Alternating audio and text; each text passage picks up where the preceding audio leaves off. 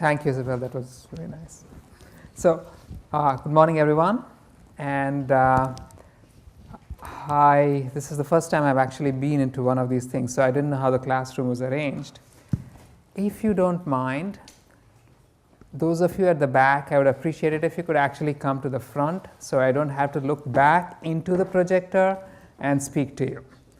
I also like to be able to see your faces. I like questions. I like being interrupted. I have infinite patience. The problem will be yours. I won't get through everything I'm supposed to cover, but often it's better for me to not go through everything I'm supposed to cover because I have 450 slides. You really don't want 450 slides in 2 hours. So interrupt me, right? Mm-hmm.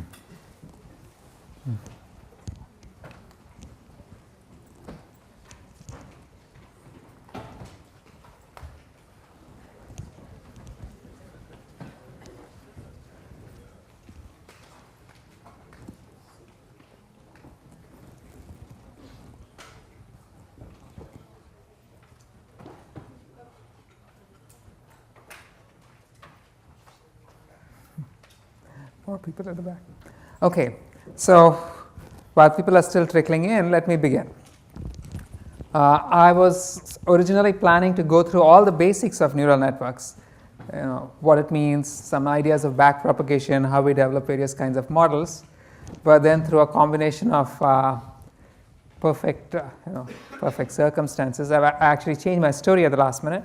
This is going to be a presentation if possible, in 4 parts.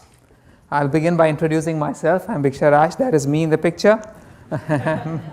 That's what I look when I take my shirt off. Anyway, the story is that we're going to be going over what neural networks actually are, what they represent. Then we're going to go over a bit about how neural networks are universal approximators. What are the limitations? What are the conditions under which they can approximate any model? Which doesn't mean that they actually will, but they can. Then finally, in part 3, I'm going to assume that you know a certain amount of stuff. We will look at basic training issues and what kinds of challenges you are likely to encounter, which means that I'm skipping over several topics. I'm leaving lots of holes. I'm told that you have labs in the afternoon where you will fill in the holes that I am leaving behind. So feel free to interrupt. Questions are welcome. Questions are more than welcome because now, why are we all here listening to our lecture on neural networks? Because they have become, at this point, one of the biggest tools in AI. Pretty much every problem that you can think of, someone's been tossing neural networks at it, and they have been achieving not just state-of-the-art performance, we are often beating human beings. So which one was this? Microsoft AI beats humans at speech recognition. But you have to take this with a pinch of salt. As speech people, we know that it's not actually true, but it has speech recognition has got to a point where people can actually make these claims and not be completely lying. And that is thanks to neural networks. And those of you who use Google Translate, last November you must have seen a sudden jump in the quality of the translations. It went from being completely useless to being almost perfectly usable, right? These days I communicate with my German friends and my Spanish friends in German and Spanish. I don't know a word of German or Spanish. That's because I like to use Google Translate. And they seem to understand what I write because it really works. Or AlphaGo. All of you have heard about this. For years, Go was considered the ultimate challenge in AI. And it was assumed that machines would never really beat human beings at Go. And a couple of years ago, we actually managed to not only beat the Korean champion, computers are better, the Chinese champion, and at this point, it's pretty much accepted that the world champion of Go is a computer. Now, this again has been achieved using a neural network. So, and of course, things like these, you've seen this probably. Captions for images, you can't see that. I can see it here, but the image there for some reason is very faint. But you actually have some pretty interesting, this one says black dog, or what is this? Let me try to read this here. Yeah, black and white dog jumps over a bar. Now, this is very appropriate, and that caption has been generated by computer, by a neural network. So, we're able to do all of these really amazing things, but how, right? And of course, here's the bottom line. If you don't, only 10 years ago, if your expertise was neural networks, you would starve. These days, if you don't know neural networks, you will starve. So, it's not merely a good tool, it's an essential tool in your repertoire. So, what are these things? What are neural networks? We've looked at a few different examples, various tools, various boxes, various applications where something goes in, a voice signal goes in, a transcription comes out. Or an image goes in, a text caption comes out. Or if you're playing AlphaGo, one game state goes in, another game state, a recommendation for a game state comes out. Now, what's inside these boxes? These boxes are amazing neural networks. So, what are they? Now, it begins with neural networks are, in some sense, a model of how the human brain performs computations. Now, I'm saying in some sense because that's where the inspiration for all of this began. Now, if you look at all of these tasks that we were looking at, that we just looked at, speech recognition, playing games, machine translation, all of them are fundamentally human tasks. We are really, really good at it. So, underlying our fantastic capacity to perform these tasks is our ability to cogitate, to actually think, to form concepts, to build upon them. And so, the question really begins with how do we do this, right? How exactly, where do our cognitive powers lie? Because we are able to perform all of these actions, these things, and we are able to do it well. We are a success story in AI. So, we are worthy of emulation, and the specific component of ourselves which actually performs all of these intelligence tasks is our brain. Problem? The brain is not simple, right? This was a quote from Marvin Minsky, who says that if the brain was simple enough to be understood, we would be too simple to understand it.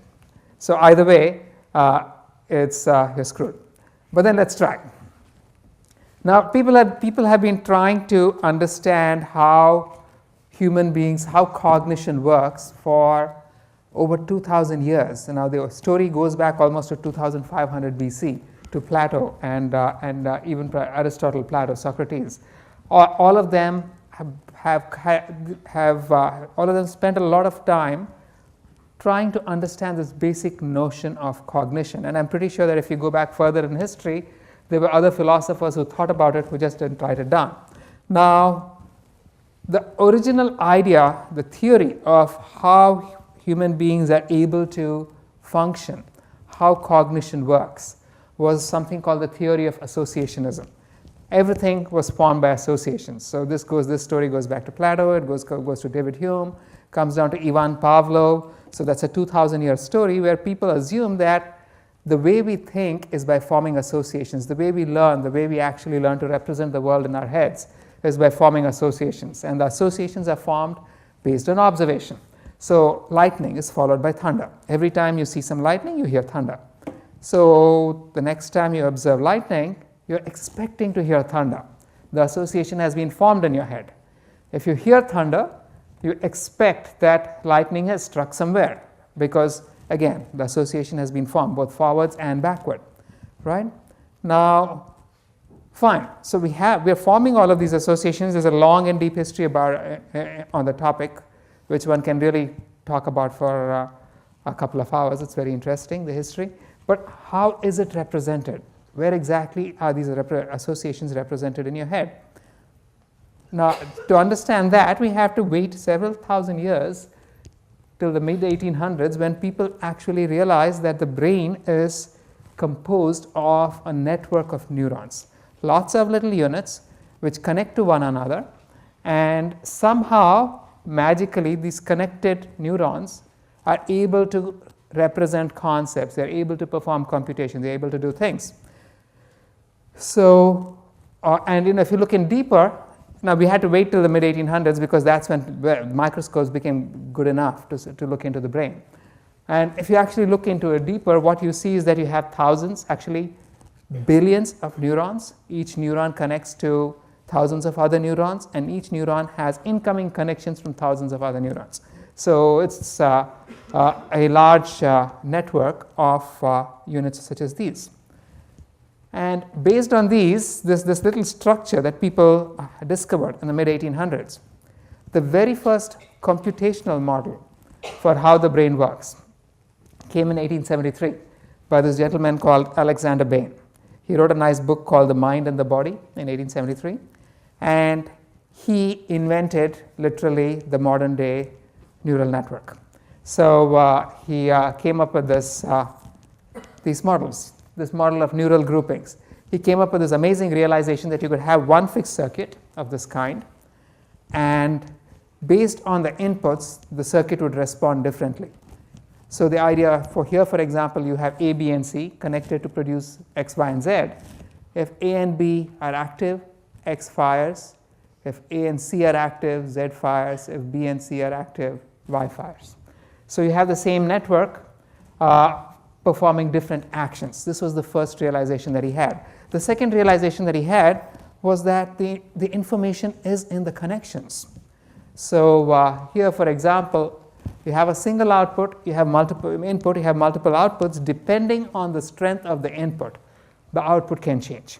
So here, if the input is weak, Y fires, but X will not fire because the input is not strong enough for X to fire. But if the input is strong, both of these will fire. So again, this has to do with the fact that this has to do with the nature of the connections, and more importantly, how strong the connections are. And Alex Bain also came up with another really interesting concept of, okay, how exactly do we use this structure to represent the world? And he came up with, well, it's a very complicated sentence over there, but basically he said that whenever you have two neurons that fire together, the connection between them gets stronger. So he managed to come up with this concept, a model, a concept that the information was in the connections between the neurons, and he even came up with a model for how these connections could be formed and how they could actually learn everything. Now, unfortunately, this was 1873, all this was already done. Not he, and of course, back in the day, but that's always true. Anytime you come up with an outlandish theory, you're going to get a lot of opponents. And people disbelieved him very strongly. And one of the people who really didn't believe Alex Bain was Alex Bain.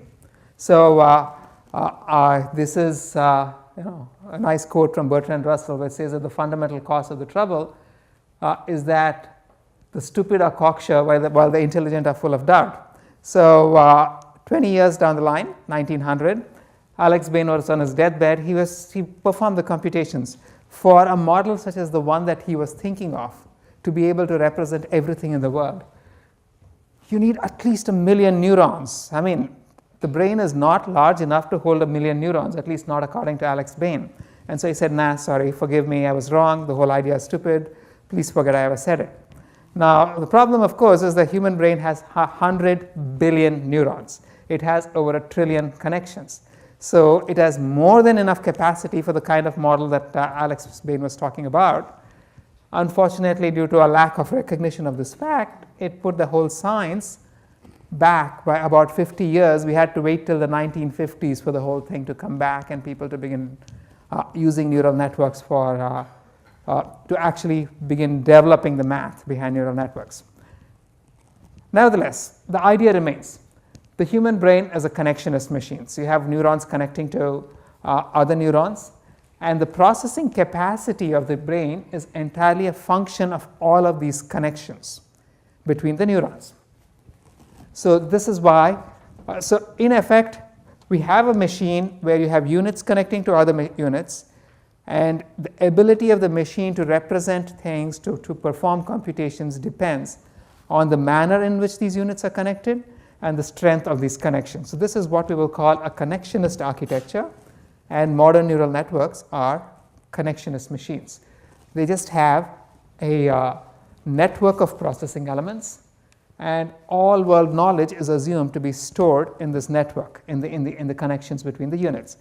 And in fact, one of these, it's a surprising fact that one of the first people to come up with a really good computational model for neural networks was Alan Turing, who, as we know, invented everything related to computers, and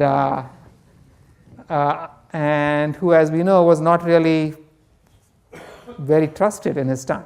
And so he wrote a nice little book on what he called B-type machines, and that book never really saw the light of day. But today you can actually pull it up on the web.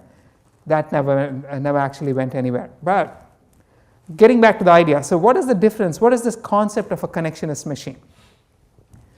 Now, what is the type of machine that we normally use? If I'm using my PC, or if I'm using my smartphone, any of these, all of these are standard computers, right? Now, the standard computer that you're familiar with, the one that you use on a day-to-day basis, is the von Neumann architecture, or what they call the Harvard architecture. So in the von Neumann architecture, you have the processor, the memory is separate, and this makes all kinds of things feasible because you can actually change the content of the memory, you can change the program, and you can use a fixed processor and run many different things on the same processor. So this is what actually gives the von Neumann architecture the flexibility that we are familiar with in our computers. A neural network, that as we will see, is a connectionist machine.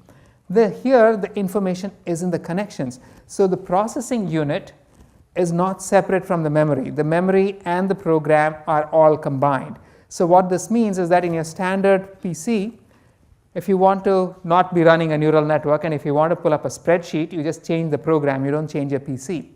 On the other hand, if you have a neural network, and if you have a neural network that's all been built for performing spreadsheet computations, and now you want to go off and do something else, you're going to need a completely new machine. So there's a fundamental difference in the structure between these two, the connectionist and the von Neumann architectures, right? So the story so far, neural networks which have taken over most of AI originally began as computational models of cognition. And the earliest models were what we called associationist models. But now the current models are connectionist machines, right? Which are networks of processing elements where all the world knowledge is stored in the connections between the elements. So we have sort of defined the structure, but then how can we take it beyond this basic definition of the structure? To take it beyond the definition of the structure, we also need to define what these units themselves are. And to define the units, we're going to go back again to the brain. Now, the basic units in the human brain are neurons. So this picture looks somewhat faded, but a typical neuron is generally drawn something like this. It has a cell body, which they call the soma. It has many incoming connections called dendrites. These dendrites connect to other neurons. And from all of these dendrites, you have signals coming in from all the adjacent neurons. If the total signals from all of the adjacent neurons exceeds a threshold, this guy's going to fire. If it fires, that signal goes down this long outgoing connection to other neurons. And fact that may only interest me, this long outgoing connection is protected by something called the myelin sheath, which is made of fat. So in fact, it's a fact that the more fat you have in your head, the smarter you are. So the next time somebody calls you a fat head, it's really a compliment. But anyway, but fine, we have the basic unit. But we have an idea of the basic unit, but how do we actually model it? Now, the first model was developed by these guys called McCullough and Pitts. McCullough was a professor in the University of Chicago, and Pitts was a hobo. I mean, he was a homeless guy who just turned up at McCullough's door, and somehow magically they sat down and they collaborated and wrote this earth-shaking paper. Can anybody take a guess who's McCullough and who's Pitts? Anyone? Want to take a guess? Pitts on the right. Pitts on the right? Yeah, looks like it, right? This guy's McCullough. He's sitting with his glass of wine. He was supposedly a bohemian. There was a long history about how he couldn't get along with Wiener, and they had fights. And as a result of all of this, Pitts actually ended up dying. But anyway, so when Pitts wrote, they wrote this beautiful paper in 1943. Pitts was only 20 at the time, which was a logical calculus of the ideas immanent in nervous activity. Now, where they came up with a model of the neuron. And the model of the neuron that we're currently aware of, that everybody thinks about is something like this. You have a bunch of inputs. Your neuron has a bunch of inputs. Each input is going to be transmitted to the neuron with some weight. So what eventually comes in is going to be some weighted combination of all of the inputs. If that exceeds a threshold, the neuron is going to fire. Now, the actual model that they originally came up with was slightly different. When I draw a network draw a model such as this, I just put some numbers, W1 through Wn. So you naturally assume that these W's can be anything. They can be positive, they can be negative, whatever else. In McCullough and Pitt's original model, they only had positive weights. But in order to stop the neuron from actually firing, they had something called an inhibitory synapse, which actually exists in the brain. So it's basically an input where if the input is turned on, the neuron is never going to fire. And based on these, they came up with various models. They showed, for example, that you can build Boolean gates with this basic logic. So here is a gate for this is just a standard memory. So you have some input. By the time that goes to the next neuron, it's multiplied by 2 because of this bifurcation. The threshold is also 2. So since the total input here exceeds 2, this guy is going to fire.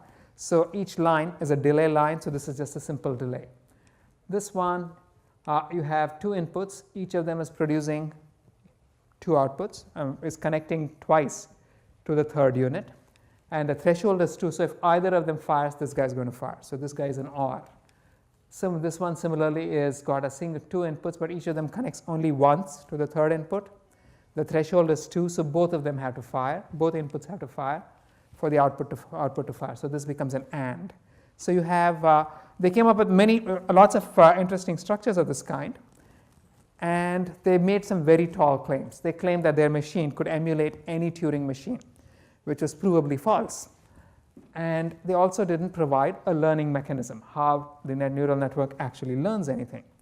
And to come up with the first model for how neural networks actually learn things, we had to wait a few more years till 1949, when Donald Hebb wrote this beautiful book on the organization of behavior, where he came up with this simple idea where he said that neurons that fire together wire together, except he didn't say it in so many words. He said it in many, many, many more words, so it's really hard reading.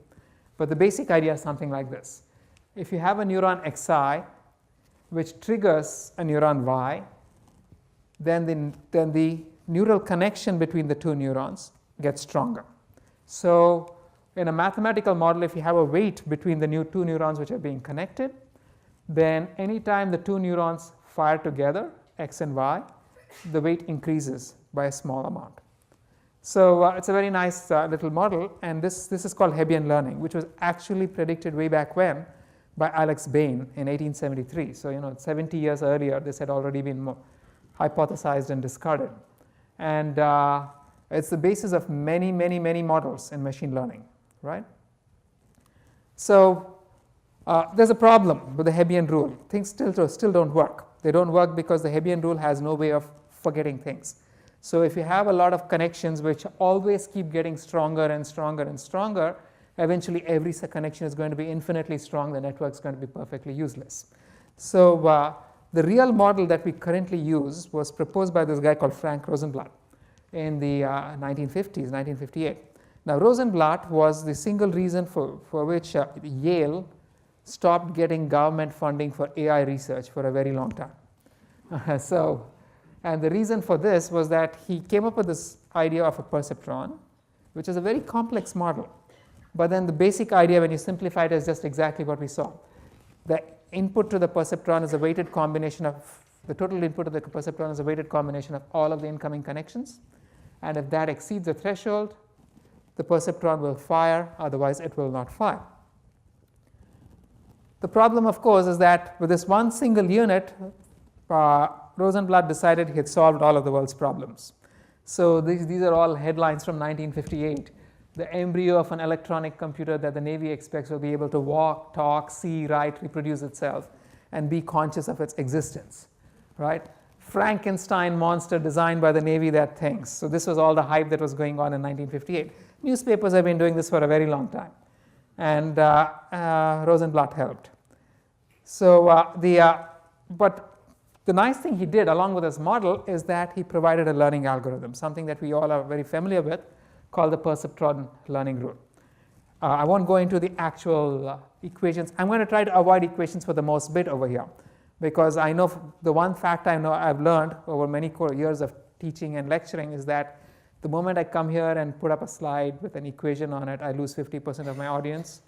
The next slide I put up with an equation, I lose the rest 50% of the remaining. Eventually, I'm left with one guy. That's myself. Okay. So so I have to. I'll skip the equations, but he proved the convergence.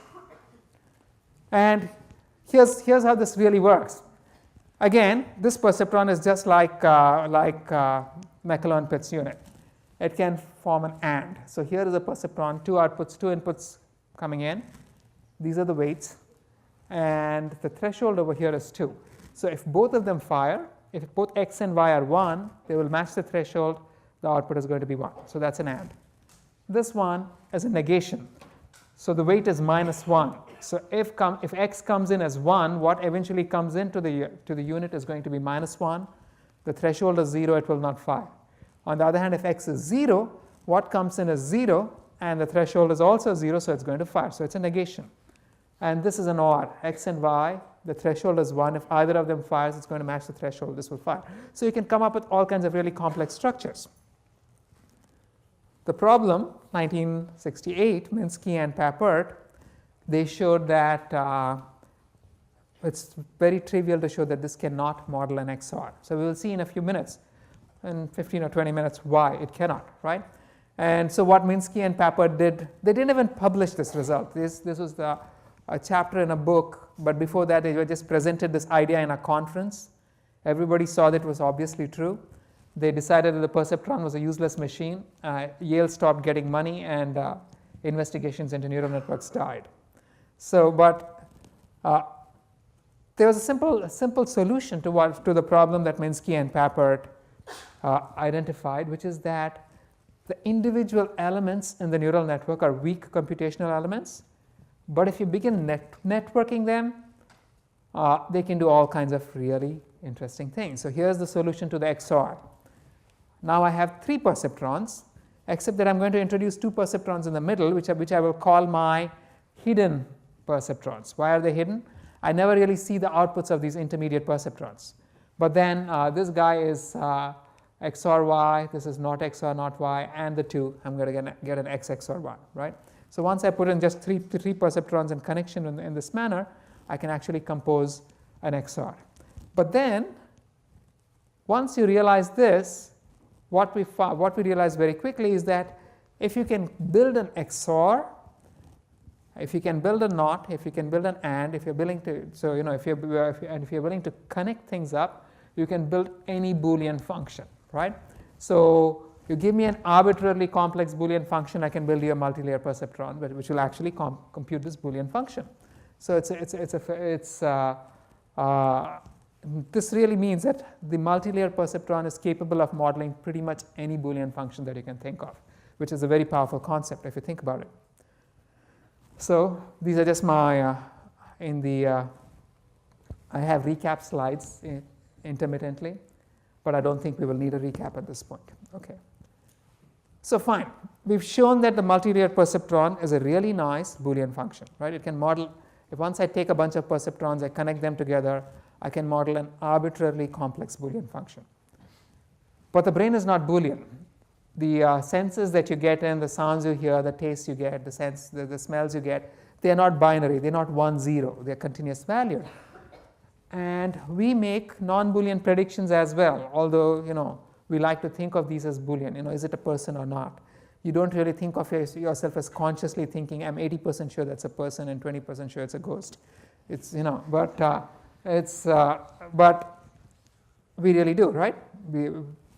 But anyway, considering the fact that perceptrons take real inputs, how exactly do the perceptrons operate in this condition? So here's what it's going to be. Again, now in this case, these inputs are real. You're going to look at a weighted combination of the inputs. If that exceeds a threshold, the neuron fires. I'm still going to think of Boolean outputs for the moment. Where in reality, when you begin modeling what we actually think, we actually model probabilities. So this weighted function is actually passed through some kind of a soft function which goes smoothly from 0 to 1, which models your confidence in whether it was a human being or a ghost. But we're going to assume that it's binary for the moment, right? So what is this binary function? If I use a threshold, what exactly is this binary function? If the weighted combination exceeds a threshold, the output is going to be 1. If it's less than a threshold, it's going to be 0. The boundary is where this weighted combination is exactly equal to the threshold. And a weighted combination being equal to a threshold, that's just a line, right? That's the standard equation for a line.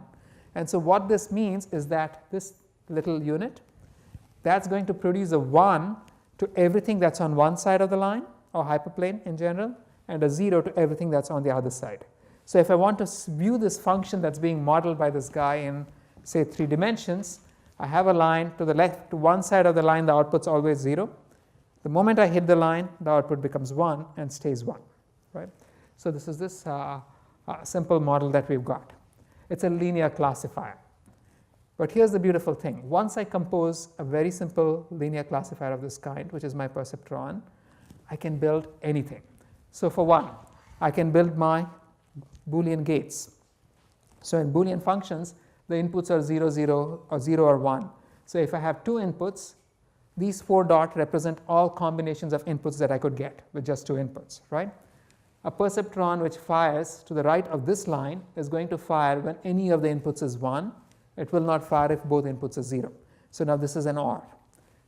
If I shift the line out here, it's only going to fire if both inputs are 1. So this is an AND. If I make the line horizontal, it just becomes a NOT, right? So I can model all kinds of Boolean functions, but then I can model more interesting stuff. So let's say in the same 2-dimensional space, I want to model a crazy decision boundary like this one. So I want the output to be 1 whenever the input is inside the pentagon, but 0 outside. I have all the pieces required, right? How would I do it? It has 5 lines. So I would have one perceptron modeling this line at the bottom. So this is going to produce a 1 if the input is to the top, 0 below. I have a second perceptron modeling this line, which produces a 1 on this side and a 0 on the other side. I have a third perceptron modeling this one, a fourth one modeling this one, a fifth one modeling this one. So I have these 5 perceptrons, each of which is going to produce a 1 on one side of the line and a 0 on the other side. I OR the lot, I AND the lot, and once I AND the lot, I'm saying this guy must fire only if all 5 of these fellows fire, right? That means it's only going to fire inside the pentagon. So here, I've magically hand-drawn a network which will give you an output of 1 if the input is inside a pentagon and 0 outside. Well, I have all the pieces required to build more complex things. So now I want a multilayer perceptron which will only fire if the input is in one of these 2 pentagons. Easy. I'm going to build one guy which fires if the input is in the first pentagon. I'm going to build a second guy which fires if the input is in the second pentagon. I OR the 2. Remember, we can build an OR using a perceptron, right? Voila, I have this double pentagon decision boundary.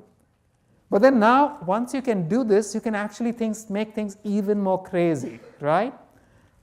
And again, this is not restricted to 2 dimensions. This is just for visualization. Now I can have all of these other decision boundaries. I wanted to fire if it's inside this man. I wanted to fire if it's inside the horse.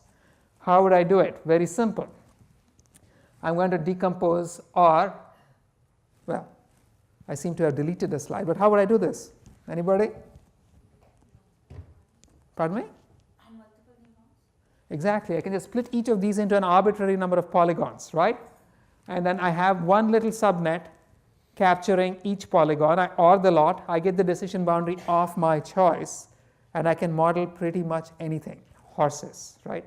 I'm not trying. This is not a horse detector. This is a decision boundary which looks like a horse, just to be sure, right? So I don't know what it's actually detecting, which means I can capture more complex things. Like if I'm trying to build a classifier for the digit 2, Now, this is an example from the MNIST database, which you will probably encounter in your lab today or one of these days, right? And the images are all 784 pixels, so it's a 784 dimensional input. Now, you would assume that in this 784 dimensional space, all instances of the number 2 are going to be within some small region which you could enclose, right? Or at least there's going to be some region where most of the points inside that region represent the number 2. So now if I want to build a multi-layer perceptron that actually models this decision boundary, you know what to do, right? Just chop it up into polygons, build your network. Beautiful, in 784 dimensional space. So, quick recap. MLPs, multi-layer perceptrons, are connectionist computational models. They can model Boolean functions, but they're actually Boolean machines, which means that they can represent Boolean functions over linear boundaries, which is basically what we saw out here. This is a Boolean function, but it was over a bunch of linear boundaries. So this is the key piece. I'm building a Boolean function on top of linear boundaries. The boundaries didn't have been linear if I chose a different kind of perceptron. But then once I draw my hyperplanes, I can represent any decision boundary as a combination of ands and ors, right? And it will build whatever you want, which is a very cool way of building things up. So fine. So we see what the network can do, but can I assign a semantic interpretation to what the network does? Well, let's look at the weights. What exactly is the perceptron doing? I have a perceptron which is looking at a weighted combination of inputs and comparing it to a threshold, right? So I can rewrite this in vector form. I can write my inputs as a vector. I can write my weights as a vector. And so what I'm saying is that if the inner product between the inputs and the weights exceeds a threshold, the neuron must fire, otherwise it doesn't fire. Now, we know exactly what an inner product is, high school math, right? If the inner product between two vectors is the magnitude of the first vector times the magnitude of the second vector times cos theta. So what I'm saying is that cos theta, if I decide just quite arbitrarily that the weight vector has length 1, which has no bearing on the final outcome, right? So I'm going to say that cos theta has to be greater than, cos theta has to be greater than the threshold divided by the magnitude of the vector x. Now here's a magical statement that you're not going to believe. Every vector in the world that you can think of has the same length, right? So if I say this, you think I'm crazy, I'm lying, right? Everything you did in school is telling you that you can draw vectors of any length.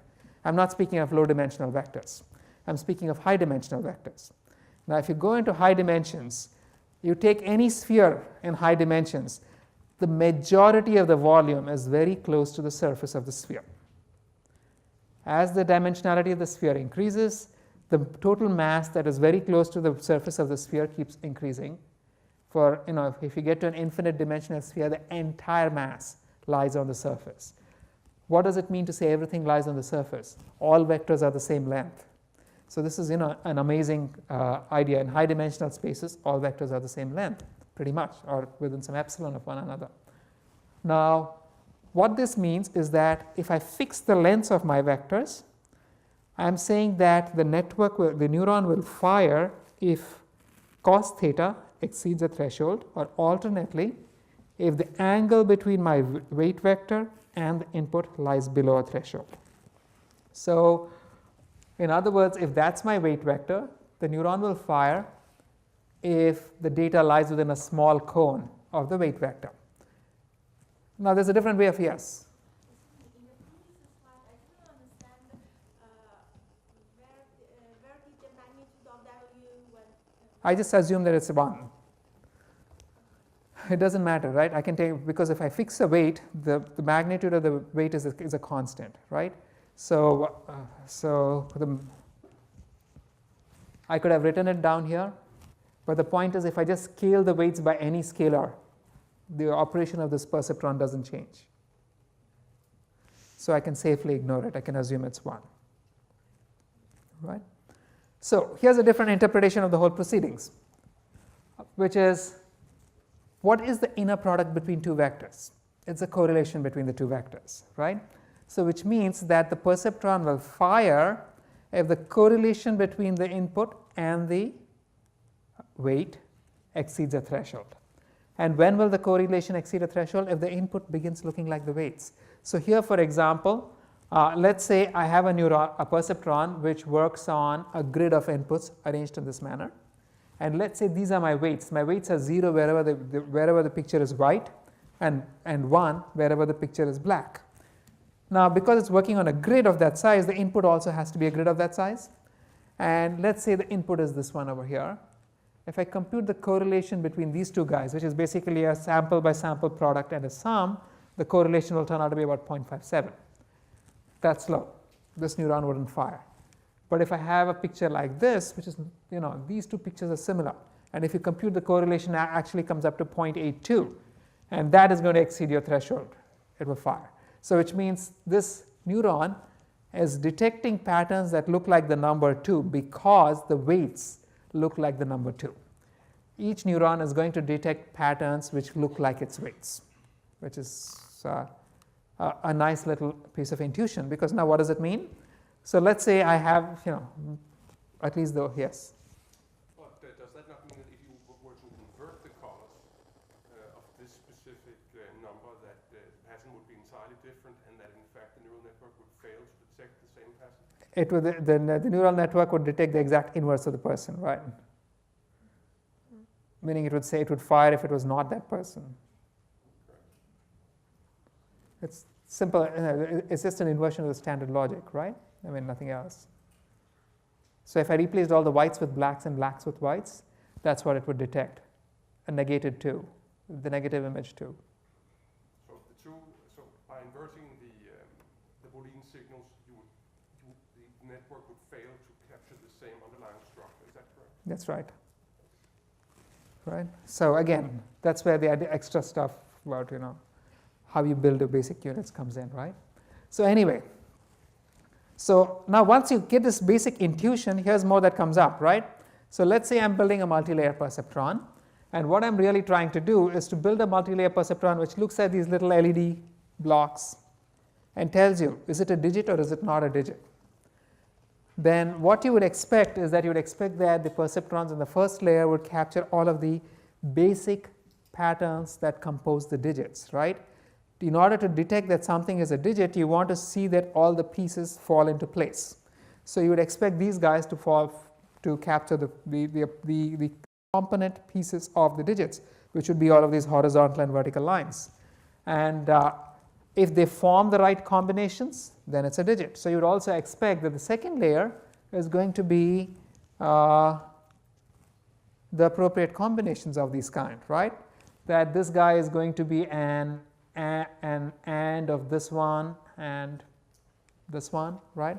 That's going to give you the number 2, number 1. And so you can actually, the second layer would be composing through Boolean combination patterns on the patterns that the first layer captures, right?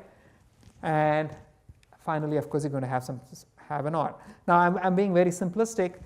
In the real world, if you actually did this just right, this first layer is also going to have patterns that look like diagonals, because if you see a diagonal, it's not a digit, right? But you get the idea. The network actually ends up being a cascade of feature detectors. The lowest layer detects patterns in the input, and what patterns will it detect? Those patterns are actually the patterns represented by the weights themselves. And then the next layer is going to detect more complex patterns, which are patterns on the patterns in the lowest layer, and then you have the overall network firing. So again, what we've seen is perceptrons are correlation filters. They fire if the correlation between the input and the weights exceeds a threshold. The multi-layer perceptrons are Boolean formulae detected. Perceptrons are Boolean formulae over the, or rather, over patterns detected by the lower layer perceptrons, right?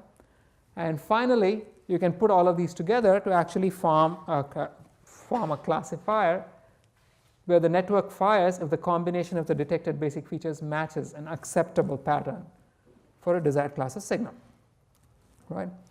But then, everything that we've seen so far, we have assumed that the output is Boolean. But what if the output is not Boolean? You can still model it. So that's the magic of this whole structure. Here's an example. Let's say I'm trying to, I have a network which works on a scalar input. It has 2 neurons and an addition. Okay? So this neuron fires if the input exceeds the threshold T1. This neuron fires if it exceeds the threshold T2. The output of this guy is weighted as with +1. This one is weighted with -1. What happens as the input is increased from -infinity to +infinity?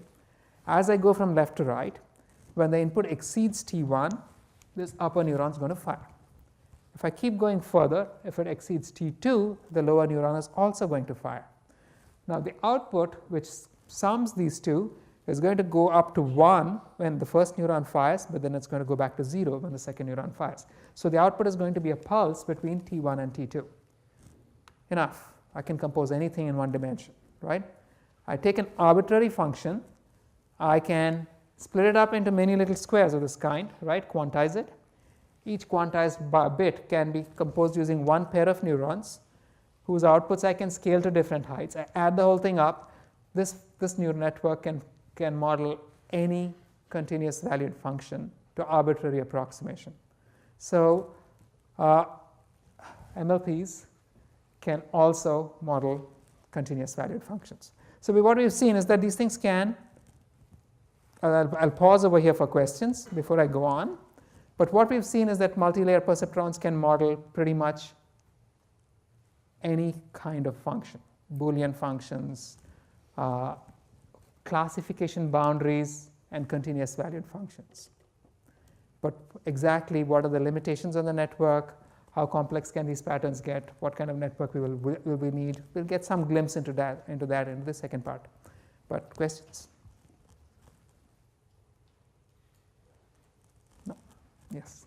Are we making any underlying assumptions, sorry, about the data generating process in terms of... No, I'm making no assumption. This is just what the network does. It's blind to the world, right? This is very basic, at the very basic computational, the very basic computational framework itself, nothing more.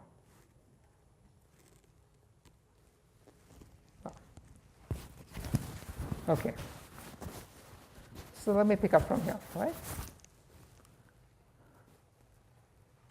So recap, here's your perceptron all over again. It fires if the weighted sum of the inputs and this bias, the threshold, which I will call a bias, exceeds the threshold, exceeds 0, right? So if the weighted sum of the input exceeds this threshold, or alternately if the weighted sum of the inputs minus the threshold, which I will call a bias, is positive, it's going to fire, okay? Now, more realistically, when you actually implement these things, you're going to use some kind of a squashing function over here. And there's a reason for using squashing functions. They actually represent probabilities. I'm not going to get into that, okay? But the most common one that people use for a very long time was the sigmoid activation, which replaced the step function, which is your threshold function, with a smooth version of the step function, which smoothly went from 0 to 1. And more generally, we have other kinds of activations that we use today, like the sigmoid. We may use the tanh. The one that's most popular these days are these rectified linear units, which are 0 when the input is 0 and equal to the output when the output is positive, when the input is positive, or the soft version of it, which is continuous. But all of these are basically, they don't have, they just sort of add an extra layer of sophistication to the model, but the basic intuitions themselves can be built off the threshold units. Now, a multi-layer perceptron, again, recap, is many layers of these perceptrons layered one on top of the other, right, and connected continuously. So the network doesn't really have to be layered. It can be connected any odd how, but we're going to assume that it's layered because the layered model is general enough that it subsumes pretty much everything else. Now, we've been talking about deep networks. What do we mean by a deep network? There's a technical definition for the word deep. Anytime I draw a graph of this kind, which is directed and has a source and a sink, the depth of the graph is the length of the longest path from source to sink. So here, for example, I have a 3-node graph. The longest path from source to sink over here is 2, although there is also a path which has length just 1, right? Here I have a 4-node graph. The longest path from source to sink is length 3, although I also have paths of length 2 and length 1. So this one is depth 2, this is depth 3, okay? And in the layered structure, obviously it's just going to be how many layers you have. So here this has depth 3.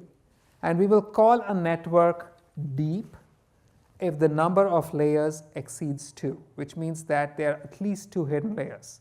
If there are at least 2 hidden layers, we're going to call it deep. Now, why the magic number 2? I didn't come up with it, so I'm not going to justify it. It's just the number that we use, okay? Now, going back again, a quick recap.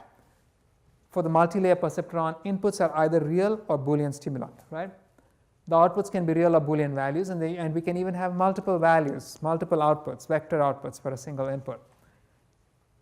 The question is, what kind of relationships can this network compute? What kind of input-output relations can it actually model? And we've just had a quick glimpse of it. So let's spend a little more time looking at this in some detail. So we've already seen that Booleans can compose, MLPs can compose arbitrary Boolean functions. They can compose real valued functions, right? So what are the limitations? To do this, first let's look at how well do multi-layer perceptrons actually model Boolean functions. Understanding this gives us an insight into the larger scope of the problem of the kinds of things that the network can actually model.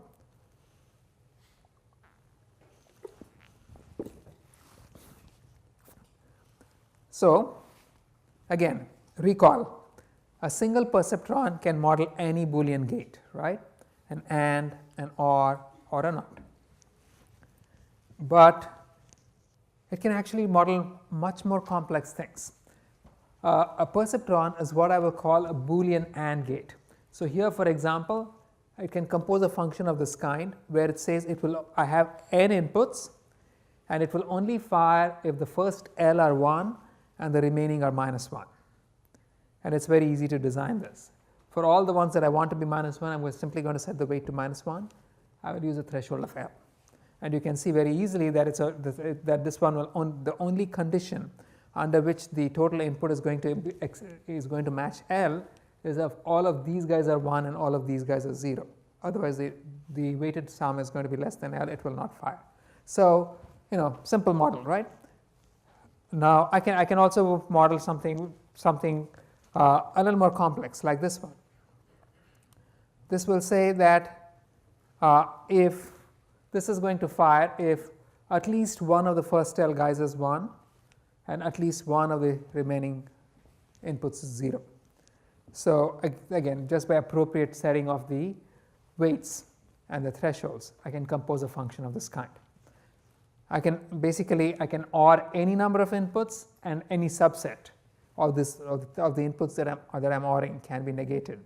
So it's a universal OR, just as it is a universal AND. Or I can even do something more complex. Fire if any k subset of inputs is on, right? If at least any k subset, at least k inputs are on. So these things are pretty powerful. The individual perceptrons are pretty powerful, which is what fooled Frank Rosenblatt back in the day. He said he thought this was all that was required. And although he was a pretty talented mathematician, he sort of missed the linear aspect of the model. But then, as we know, it can't do an XOR. And the reason it can't do an XOR is that a linear perceptron can't model an XOR, right? But we also saw that once we introduce a hidden layer, you can model an XOR by networking 3 neurons. And so we can model any arbitrarily complex Boolean function. These are universal Boolean functions. But then, so here's the question. I have this really ugly looking Boolean function, and I have built a network which can model this Boolean function. This network has many neurons, it has many layers of neurons, But then how many layers do I really need to compose this Boolean function, right? And if you've taken logic, how many layers will I need? I see you smiling. I can do this with just one layer, right? And why is that? I can represent any Boolean function as a truth table.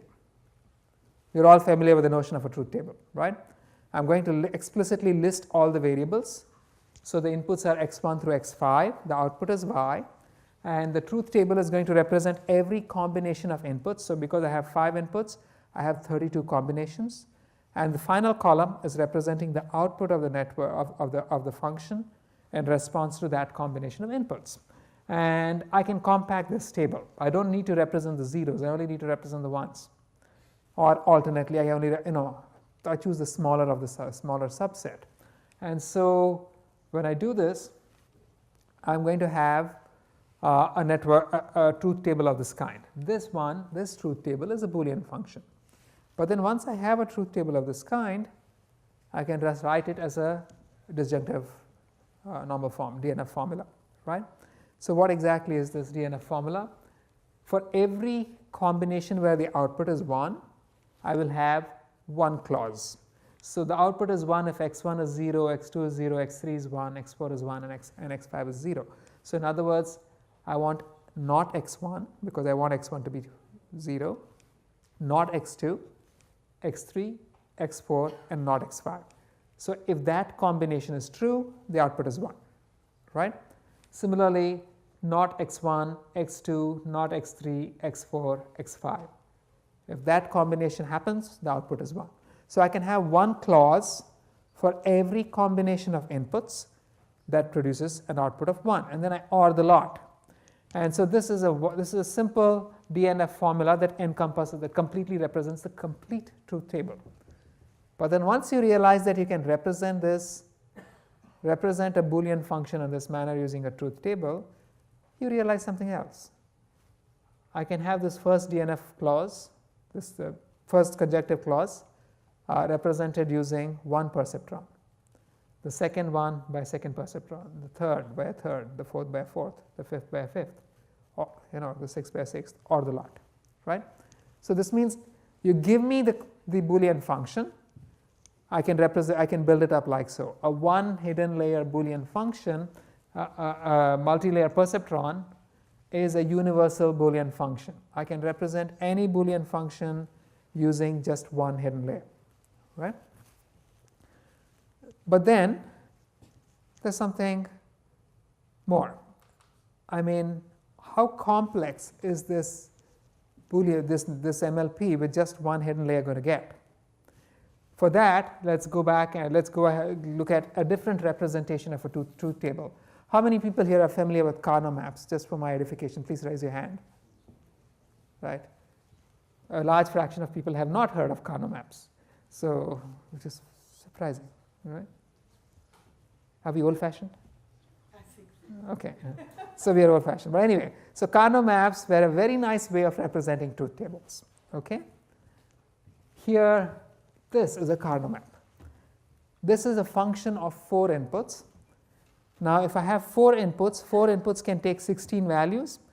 Now, the columns represent pairs of inputs y and z. The rows represent x and w and x, and each column represents one combination of this input. So yz can take values 0, 0, 0, 1, 1, 1, or 1, 0, right? Similarly, wx can take values 0, 0, 0, 1, 1, 1, or 1, 0. So if I just write all of these out, each box over here represents one combination of inputs. And now I can represent this whole box, and I can just fill in the blocks where the inputs, where the output is supposed to be 1. And this thing completely represents my truth table. It says that the output is supposed to be 1 for this combination 0, 0, 0, 0, 0, or for 0, 0, 0, 1, 0, 0, 1, 1, 0, 0, or 1, 0, 0, 0. It has to be 1 for this guy, which is 0, 1, 0, 1, or this guy, which is 0, 0, 1, 0. So you get the idea, right? But then once I represent things in this manner, there's something special about the way in which I've put things on this map. if you look at any two adjacent columns, they differ by only 1 bit. So this guy is 0, 0. The next one is 0, 1, right? The next one, it's a gray code. The next one is 1, 0. And the next one is 0, 0. So if I look at any two adjacent ones, they differ by only 1 bit, which means that this column and this column also differ by only 1 bit. The whole thing is actually pasted end to end. It's not a sheet, it's a cylinder, okay? But I'm not even done over there, because if you look at the rows, they follow the same pattern. Any two subconsequent rows differ by only 1 bit, which means the top of the sheet and the bottom of the sheet are also pasted together. This thing is a toroid, it's a donut, okay? But then once I represent it like this, something interesting falls out. Now here I have 7 blocks for which the output must be 1. So the basic DNF formula for this Carnot map has to have 7 terms, right? But then I can begin grouping things. Now what does grouping thing, how does grouping things help me? If you look at this group has 2 consequent columns, and we know that between these 2 consequent columns only 1 bit changes. Basically Z has changed, right? Which means it's telling me Z doesn't matter. So this group represents W equals 0, X equals 0, and 1 and Y equals 0, Z doesn't matter. So the group represents the DNF of the conjunctive clause, not W, X, not Y, right? Similarly, if you look at this column means that all combinations of W and X will fire for that particular combination of Y, Z. So W and X don't matter. I grouped all of these guys. This column is represented by the clause not Y, not Z. Okay. Similarly, these two, they connect together, right? And they will give me the third thing, X bar, Y, Z bar, not X, Y, Z, not Z. Actually, these 4 can be grouped together. And if I group those, because again, remember, it's connected both ways, right? And this term is actually going to be not X, not Z. So you get the idea. Now once I do this, what kind of a neural network will I compose? I'm going to compose only my one hidden layer neural network is going to have only 3 neurons in the hidden layer, because there are 3 groups, right? Now if I want to put an upper bound on how many such neurons I'm going to require in my hidden layer to build a function of this kind, what is your best guess? What is the largest number of neurons I will require in the hidden layer? Anyone? Pardon me? 4. I will not, for a generic problem, not just this guy, for a generic problem, what is the largest number of neurons I will need in the hidden layer? I will need a pattern where I cannot group anything, right? So what arrangement of 1s and 0s simply cannot be reduced if I do this, right? Now this one is going to need 8 neurons in my hidden layer. There's no way I can actually do this with a one hidden layer function using less than 8, because nothing is getting grouped, right?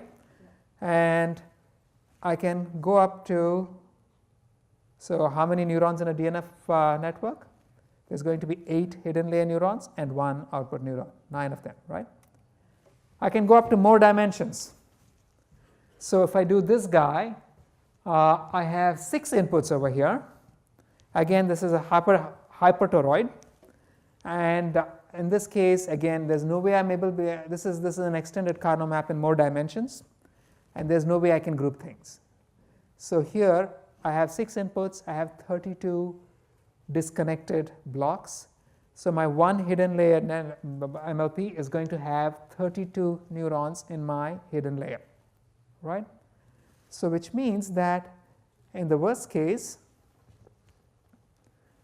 if I have n inputs, I'm going to require, and if I want to represent them using just one hidden layer, I'm going to need 2 raised to n minus 1 neurons in the hidden layer, right? But does anybody see a pattern here which makes it simpler? This is actually a very simple Boolean function. Anyone? Pardon? Parity. Parity, yes, but there's a function for it. That's just, if I'm willing to use multiple layers, that's just an XOR, right? It's exact, that is parity, right? So this is, the first one is W XOR X, X or Y XOR Z. The second one is X1 XOR X2 XOR X3 XOR. It's a parity function, right? So once I realize that it's an XOR, how many neurons will I require? We needed 3 neurons for an XOR, correct? I'm going to need 3n. But the cost, this was my XOR. I can connect this guy up like so, right? X1 XOR X2 XOR. So this is W XOR X, this is W XOR X. This XORs that with Y up here. That XORs that with Z up here. So I'm going to be able to do the whole thing with, in this case, 3 times 3, 9 neurons, right? Which hasn't helped because even my 1-layer network needed 9 neurons. But then when I go up to 6, my 1-layer network needed 33 neurons. My network, which was deep, only required 15 neurons, right? And so in general, I can actually say that the XOR of n variables only requires 3 times n minus 1 perceptrons if I do this deep, right? So here's the comparison. A single hidden layer perceptron is going to require 2 raised to n minus 1 neurons plus 1 for the output, whereas I'm willing to go deep, so that's exponential in the input. If my network is shallow, the number of neurons I will need to represent a function completely is exponential on the input. But if I'm willing to go deep, it's actually linear in the size of the input. So you can see the massive difference that can happen if I just go up a few dimensions, right? So moreover, here is a really pretty part of it. I can represent this ugly network with fewer layers, yes. This is the worst case, right? But in real life, if you really don't know what the function is, so you have to assume the worst case, right? Unless you have some prior information about the function. Now, so here's something. This is got 1, 2, 3, 4, 5, 6, 7, 8, 9, 10 layers. It doesn't need 10 layers. Okay, you can do this with, for n inputs, I can do this with 2 log n layers. And how is that? I can group things up. So I can say x1 XOR x2, right? XORed with x3 XOR, sorry, this should have been x3 XOR x4. That whole thing XORed with similarly by, So I can group pairs of items up because the XOR is commutative and associative, right? So this means this one is this output here is going to be x1 XOR x2. This is x3 XOR x4. So this guy is x1 XOR x2 XOR x3 XOR x4. Similarly, this one is x5 XOR x6 XOR x7 XOR x8. And this is the XOR of the first 8 inputs. So what is happening is that at each layer over here, I have paired stuff, and what happens subsequently is the XOR of all the units in that layer. Okay? So this is just XORs building on top of XORs. Now what happens? 2 layers per XOR.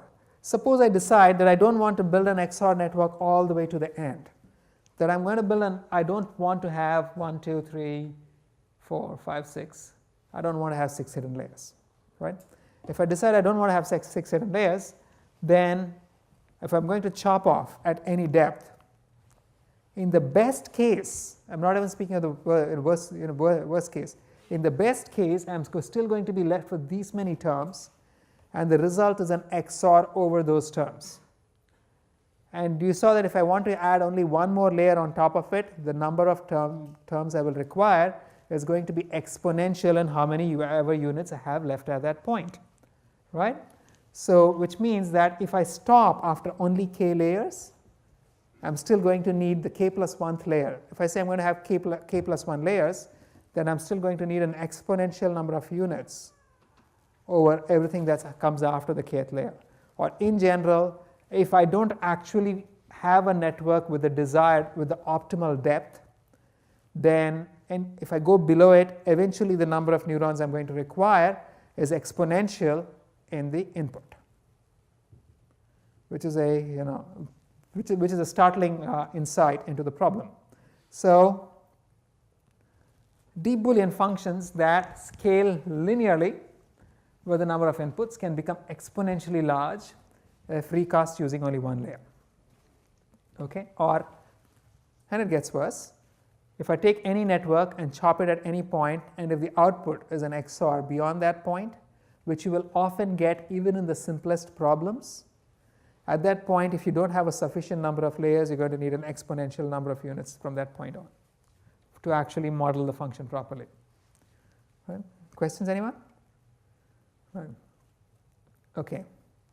So summary, an MLP is a universal Boolean function, but it can represent a given function only if it's sufficiently wide, it's sufficiently deep, and you can sometimes trade off depth for width, but when you do that, the growth is non-linear. I take off one layer, I can have an exponential blow up in the size of the layer just before it, right? And the optimal width and depth depend on the number of variables and the complexity of the Boolean function. Okay? So I'm just recapping. Deeper neurons networks may require far fewer neurons than shallower networks to express the same function. They can actually be exponentially smaller. But then let's go on to the next class, or next category of problems. I was speaking of Boolean functions. Again, our networks are not Boolean functions. We work on real inputs, right? So how does all of this translate to real inputs? Now, if I want to do real inputs first, let's go back and look at this guy. We know that a multilayer perceptron is a function that finds, as a classifier, finds complex decision boundaries over the space of reals. And we also saw how this can be built up. A perceptron is a linear classifier. It models a step function of this kind, right? And so if I want to have a polygon output, I'm going to have 5 perceptrons, one for each of these lines, and then I XOR the lot, I OR the lot, and then I can build more complex decision boundaries, you name it, right? So for this guy, for instance, if I want to have this crazy decision boundary, chop it up into polygons, I have one subnet for each polygon, and then I OR the lot. Now, here this network has 2 hidden layers. The first hidden layer has all the lines.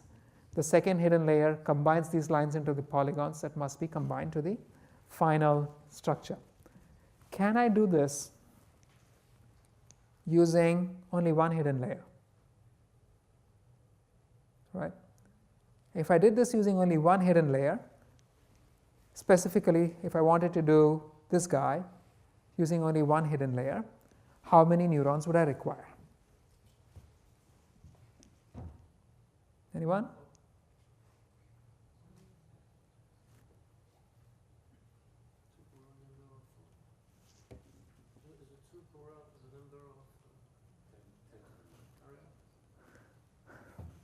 It's infinite. Okay. So why is it infinite? So let me show you. Look at this guy. Suppose, so the reason why you will need infinite neurons is very simple. The moment I begin filling in the lower, so look at what this one hidden layer is actually doing, right? You're basically building convex functions on convex boundaries and convex boundaries. So what will happen is that if you have only one hidden layer, you can get the outer hull, but you will not get the funky shape. Okay. To get the funky shape, you have to do more stuff. And it turns out the only way you can get non-convex boundaries using basically fundamentally convex units is to have infinite of them. And how so? Here. Let's look at how I compose the polygon more carefully. Now, let's say I'm trying to build a square. If I'm trying to build a square, I'm going to have 4 hidden neurons, right? Now, each neuron is going to have 1 on one side and 0 on the other side. So what happens? if I look at the sum of these 4 guys before I apply a threshold, the sum of these 4 guys is going to be 4 over here. Okay. But then you have these other regions where the sum is 3. And the area where the sum is 3 is infinite. Now that is the problem why this guy happens. This causes problems. Because although the sum is 5 inside, it's going to be 4 and this boundary, right? Just outside. And if the 4 for this guy and the 4 for this guy intersect, they're going to get merged into your threshold. So you have this, the region where the sum is 3 is infinite over here. The region where the sum is 2 is infinitely wide, right? So now, if I go from modeling a square to modeling a pentagon, then what happens? The sum is 5 inside. If I use a threshold of 5, it will fire just inside the pentagon.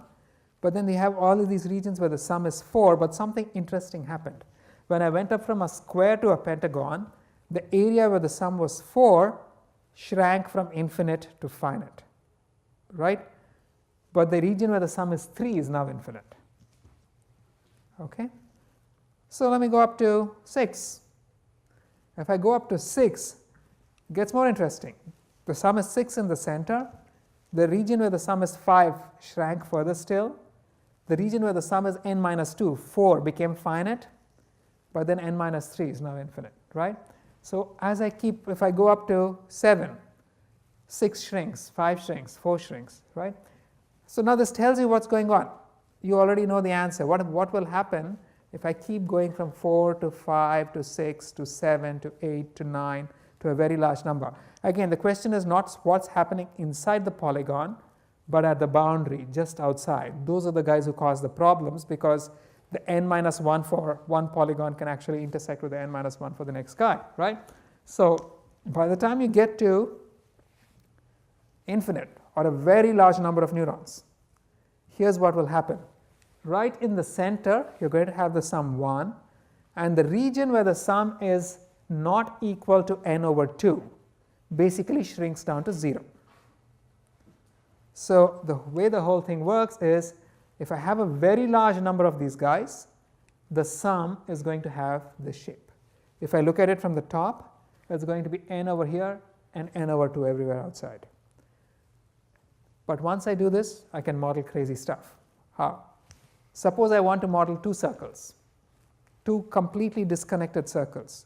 All I have to do is to take one set of infinite neurons for the first cylinder, the second set of infinite neurons for the second cylinder, and then add the entire thing up. And here's what happens, because when I add the entire lot, the sum is going to be n in the center, but because it's n over 2 outside, right, it actually still looks like 2 cylinders. It doesn't look like so when I add the 2, this is going the height in each of these cylinders is going to be n plus n over 2, and everywhere else it's going to be n, right? And so now I can chop it off at n plus n over 2, and I will get a decision boundary that's 2 circles using just one hidden layer of neurons. And once I do this, this means I can actually build my polygons, right? I can fill it up with an infinite number of little circles. And if I fill it up with an infinite number of little circles, I can model it to arbitrary precision by making the circles smaller, compacting them more, basically build whatever I want. And I can get any decision boundary using just one hidden layer of neurons, right? So MLP multi-layer perceptrons with just one hidden layer are universal classifiers. But then you're going to need, in the worst case, infinite neurons, right? So what we see again, multi-layer perceptrons are universal classifiers, but just by going from one hidden layer to 2 hidden layers, I shrank the number of neurons I required from extremely large to totally reasonable, right? Okay, so exactly how deep must these networks be? So it's 10:25. Do you want to? Okay. So exactly how deep must these networks be? For this, let's look at this pattern. I want the output to be 1 in the yellow regions and 0 outside. Okay? So if I want the output to be 1 in the yellow regions and 0 outside, how can I compose this using just one hidden layer? We just saw this. You're going to need infinite neurons, right? But then I can do this with 2 layers using only 56 neurons. Why is that? This entire pattern is composed of 16 lines. So I can have the first layer with 16 units, one for each of these lines, whether it's to one side or the other side. Okay? But once I have each of these 16 lines, on top of the 16 lines there are 40 boxes. So I can combine those boxes, combine those lines to compose each of these 40 boxes. And then I can OR the lot, right? So I get 40 plus 16 plus 1, 56 hidden layer neurons, 1 output neuron, the whole thing is 57 neurons, right? Can I do this differently? We've already seen this pattern. What was this pattern? This is an XOR, right? This is Y1 XOR, Y2 XOR, Y16. So if it's XORs, I have 16 lines. 16 lines can be done with, I have 16 in terms. So this can be done with 45 neurons, right? 45 plus 16, I can do this with 61 neurons. Yeah. So this is still greater than the 2-layer network. The 2-layer network needed 57 neurons. The XOR network, which I could build with many layers, needed 61 neurons. But if I try this pattern, it becomes more fine. Now this, again, if I do this with one hidden layer, it's going to need infinite neurons, right? But this is composed of 64 lines in this case, 64 basic feature detectors, and there are 512 little boxes.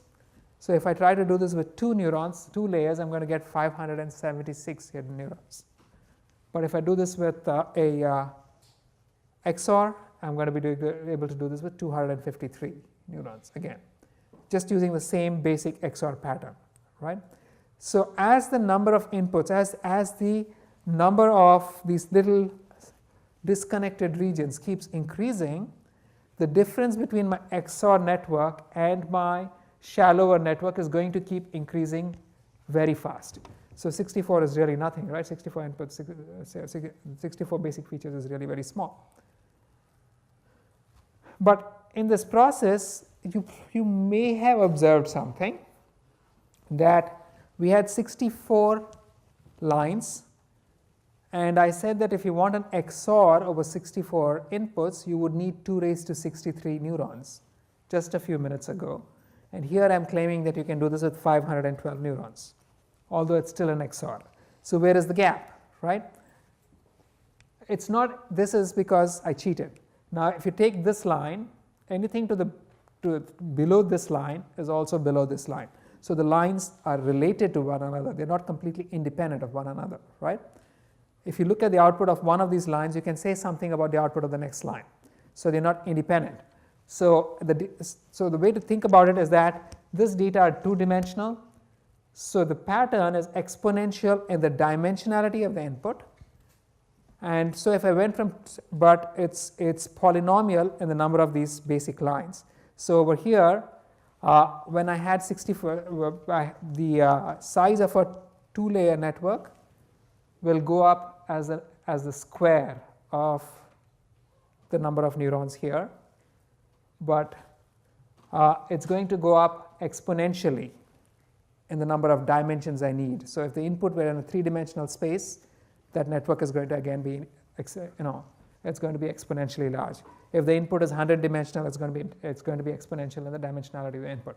So the network is exponential in the dimension of the input, in this case 2, and increasing input dimensions can increase the worst case size of the shallow network exponentially. I'll stop over here. I'll finish the second portion of this after the break. I'll take questions. I'm going to sort of wrap up what I said, what I was talking about, and my slides are kind of ad hoc. I added a bunch of slides just now to answer, or at least attempt to answer a question that just came up. And so if there's a disconnect in my story, it's not a natural disconnect. I've also added unnatural disconnects. Anyway, so the summary of what we've actually seen so far is that the number of neurons required in a shallow network is polynomial in measures of complexity of the pattern. So what did I mean by that? So here, a measure of complexity is going to be the number of lines, basic number of lines that I need. So here I have 64 lines. It's going to be polynomial in 32. This is if it's but it's exponential in the dimensionality of the input. Here I had 2 dimensions. So the polynomial, the order of the polynomial was 2. If I had 3 dimensions, the order of the polynomial would be 3. So in the worst case, growth of the size of a shallow network is exponential in the dimensionality of the input. And the math of this is actually very simple to work out. You can just sort of start from the figures that I've just shown you and work this out yourself. It's an interesting exercise. Anyway, so we just saw deeper networks may require exponentially fewer neurons than shallower networks for the same classification function, right? Deeper networks are more expressive. For the same number of neurons, you can express more complicated functions. Now, we've only seen Boolean functions and classification. What about regression? Now, a neural network can actually model an arbitrary function, we said. We didn't say it can model an arbitrary classifier. Now, in this case, we've already seen how things happen with a one-dimensional function, right?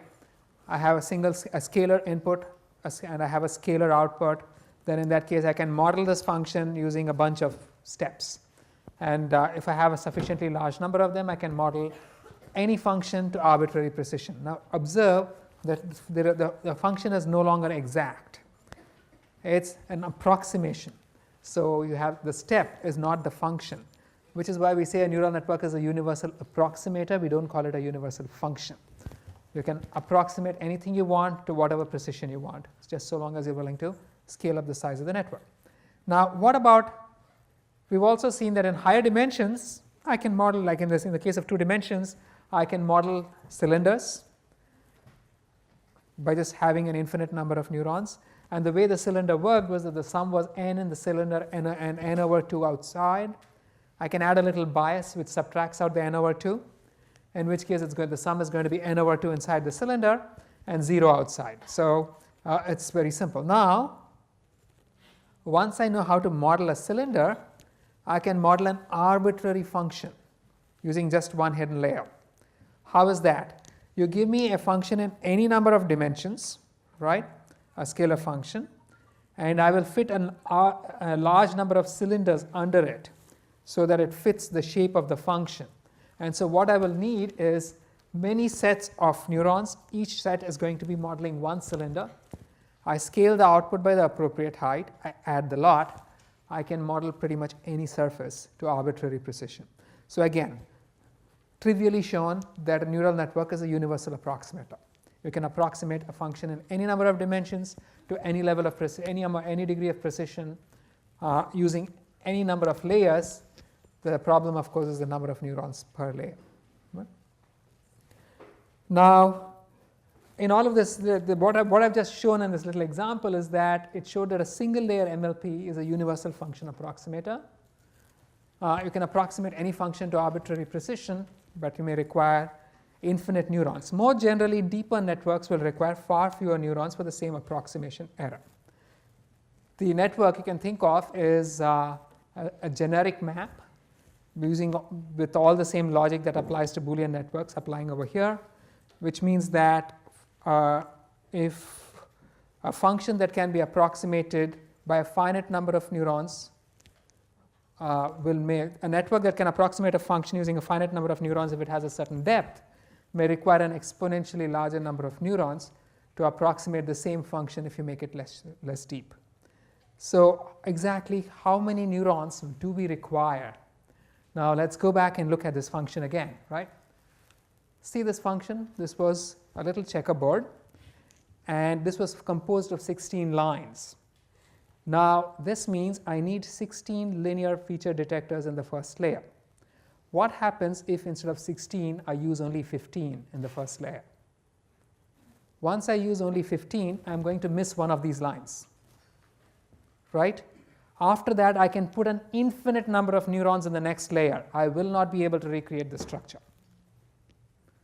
Which means that it's not sufficient to just say I have a large number of neurons. You need to have the minimum number of neurons in every layer.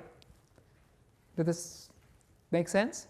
So if I have 8 lines, if I use only 8 neurons over here, there's no way that means I'm only going to get 8 of these lines, and things are already quantized. Once you go past that, there's no way of finding out the location of the rest of the lines. So I cannot model this, even if I have infinite neurons in the second layer. The same thing, let's say I do have 16 neurons in my first layer, right?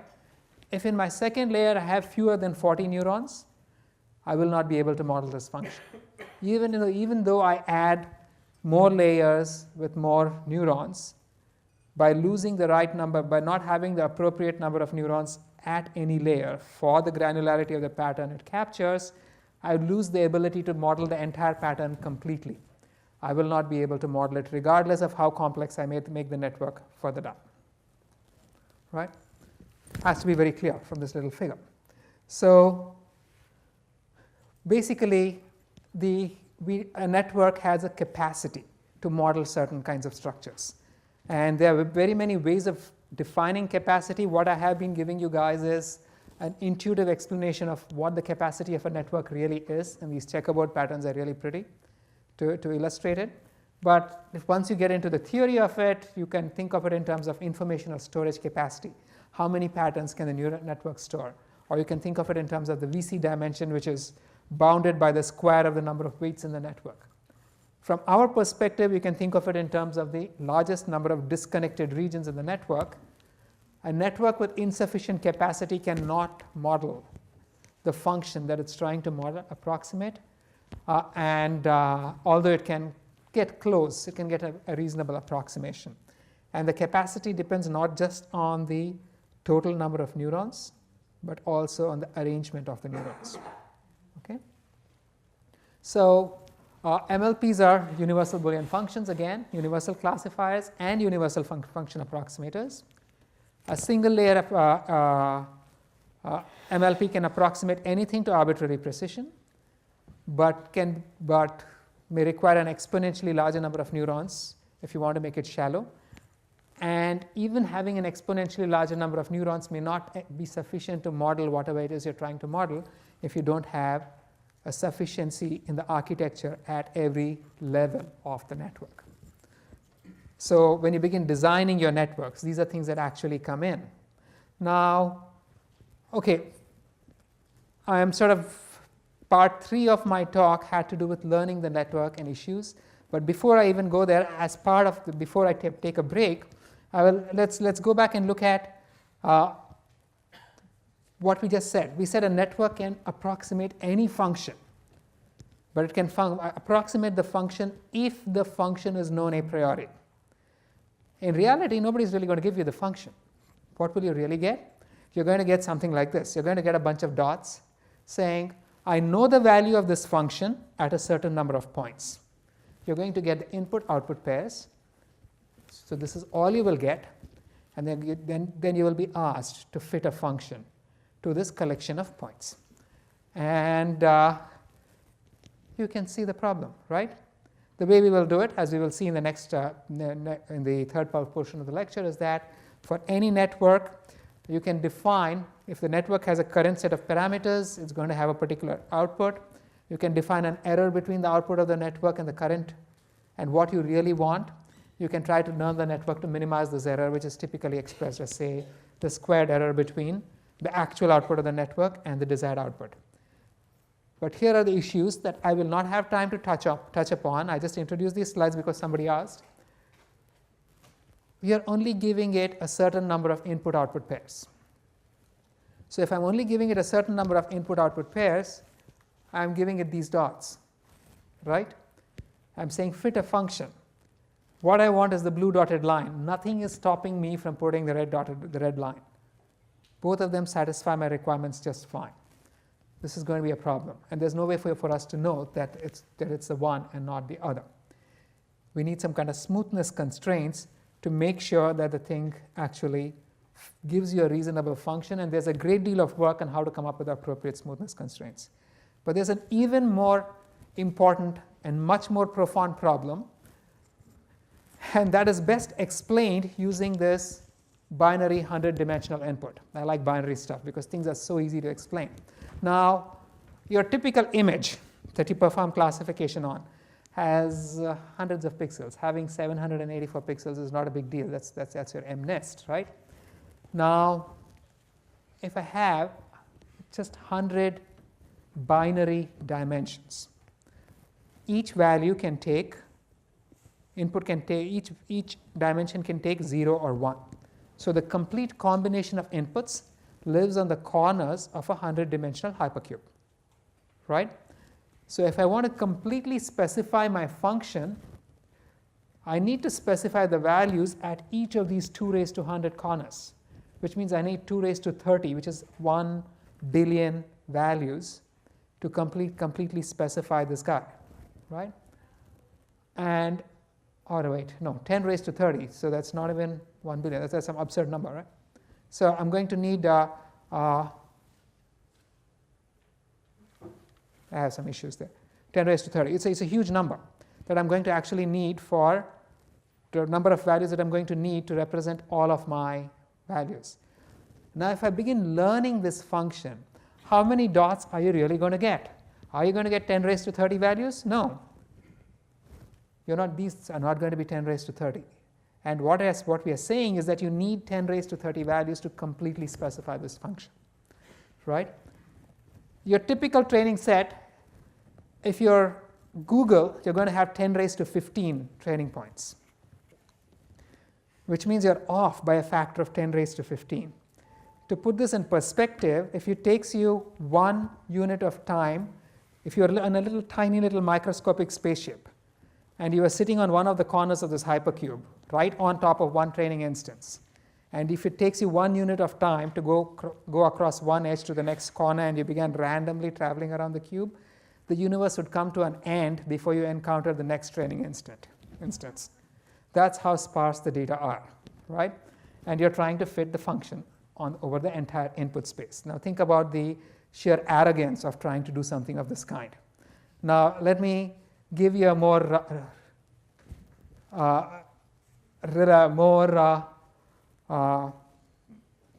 understandable example.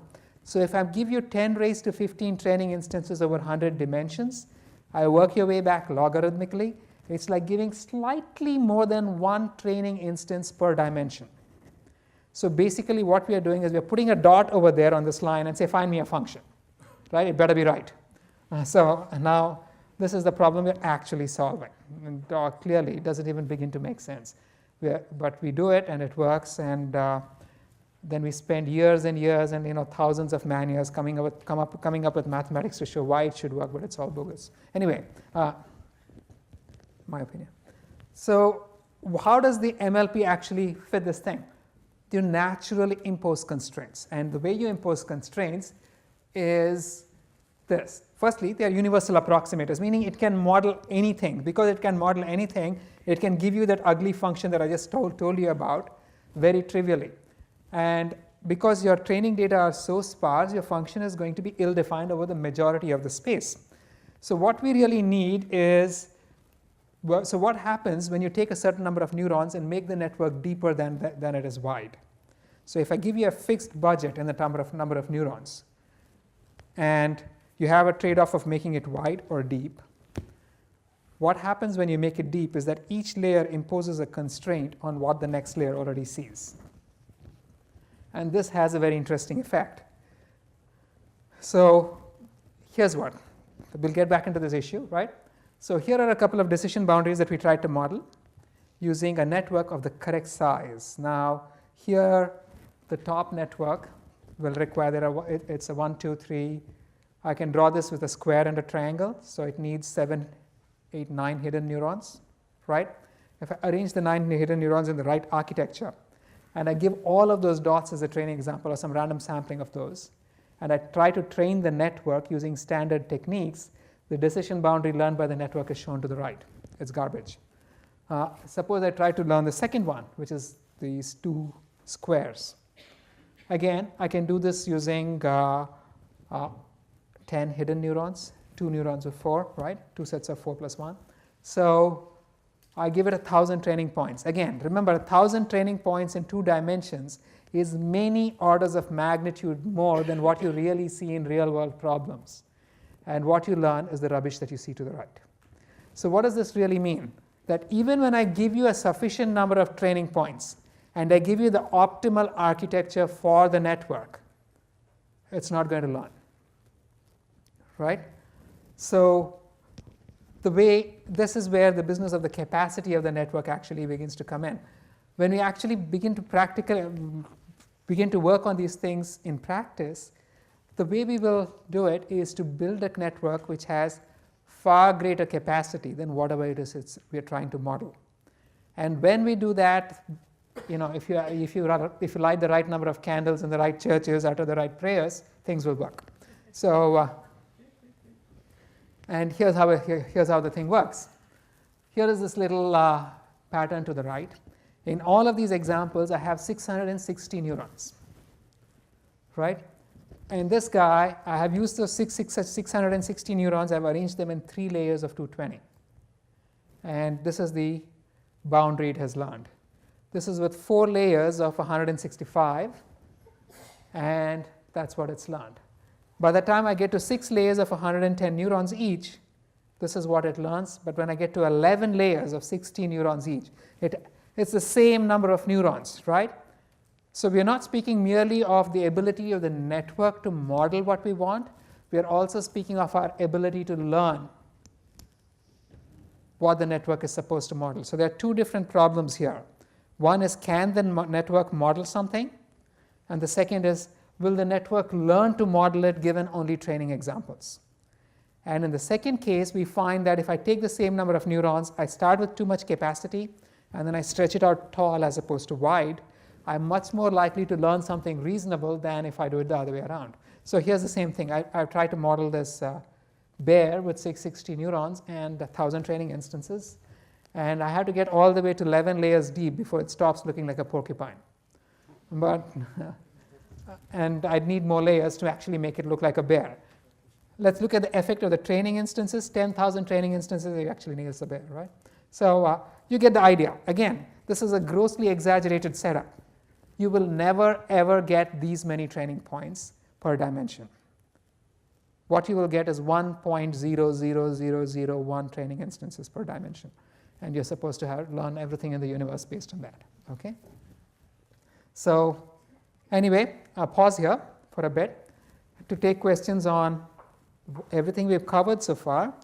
And the last portion of this lecture, I'm going to be talking about training the network. I will not be talking about backpropagation, and we're just going to be looking at some convergence issues, why they happen, and why we use some of the tricks that we do when we train networks. But a minute for questions. Yes? So why would you say that the network is so deeply inefficient if you have the sufficient architecture and the So why would you say that given that you have the sufficient architecture and given that you have the sufficient data and that they're arranged in the appropriate way, why does it not learn? Why does it need so much more capacity to learn the thing it should have been able to learn? I think this has to do with the fact that the training procedure that we use, the objective functions we have are very complex, and the algorithms, pretty much all of the algorithms that we use have a hard time finding the correct solution within the space of local optima that you get. That's the best hypothesis that we have, because these examples were done with the latest, greatest. We were using the best optimization techniques we could find, stuff that we use for some of the toughest problems, and it couldn't solve this trivial problem. So you would say that basically, to generalize, you would say that if we had better training methodologies for neural networks, we could actually learn things with far less data. And you'd actually learn to generalize much better. Okay, thank you. Yeah. Yes? How would you decide between the So, his question was, how would you decide between a deep network and a wide network for complex problems? So wide networks are simply easier to train. They will converge to the wrong answer very quickly. Right? Deep networks are impossible to train. They will not converge. They will just give you the wrong answer for a very long time. So those are your two choices, right? But if you can get a deep network to actually learn, then they end up being much more effective. So if you look at the latest networks that we use for image recognition, they are 150 or 200 or even 300 layers deep. But the reason you can actually get to 300 layers deep is that they actually introduced mechanisms whereby it could learn, these skip connections, ResNets, which you may or may not cover, which allows the training procedure to actually find a reasonable solution. Now, when you didn't engineer the solution in the same manner, by the time you got to 30 layers or even 20 layers, the performance began to get worse, simply because beyond a point, the algorithms are not able to actually train the network. So although the solution is there, it won't find it. In the other case, it's going to find a solution, but the solution is poor. Okay, thank you.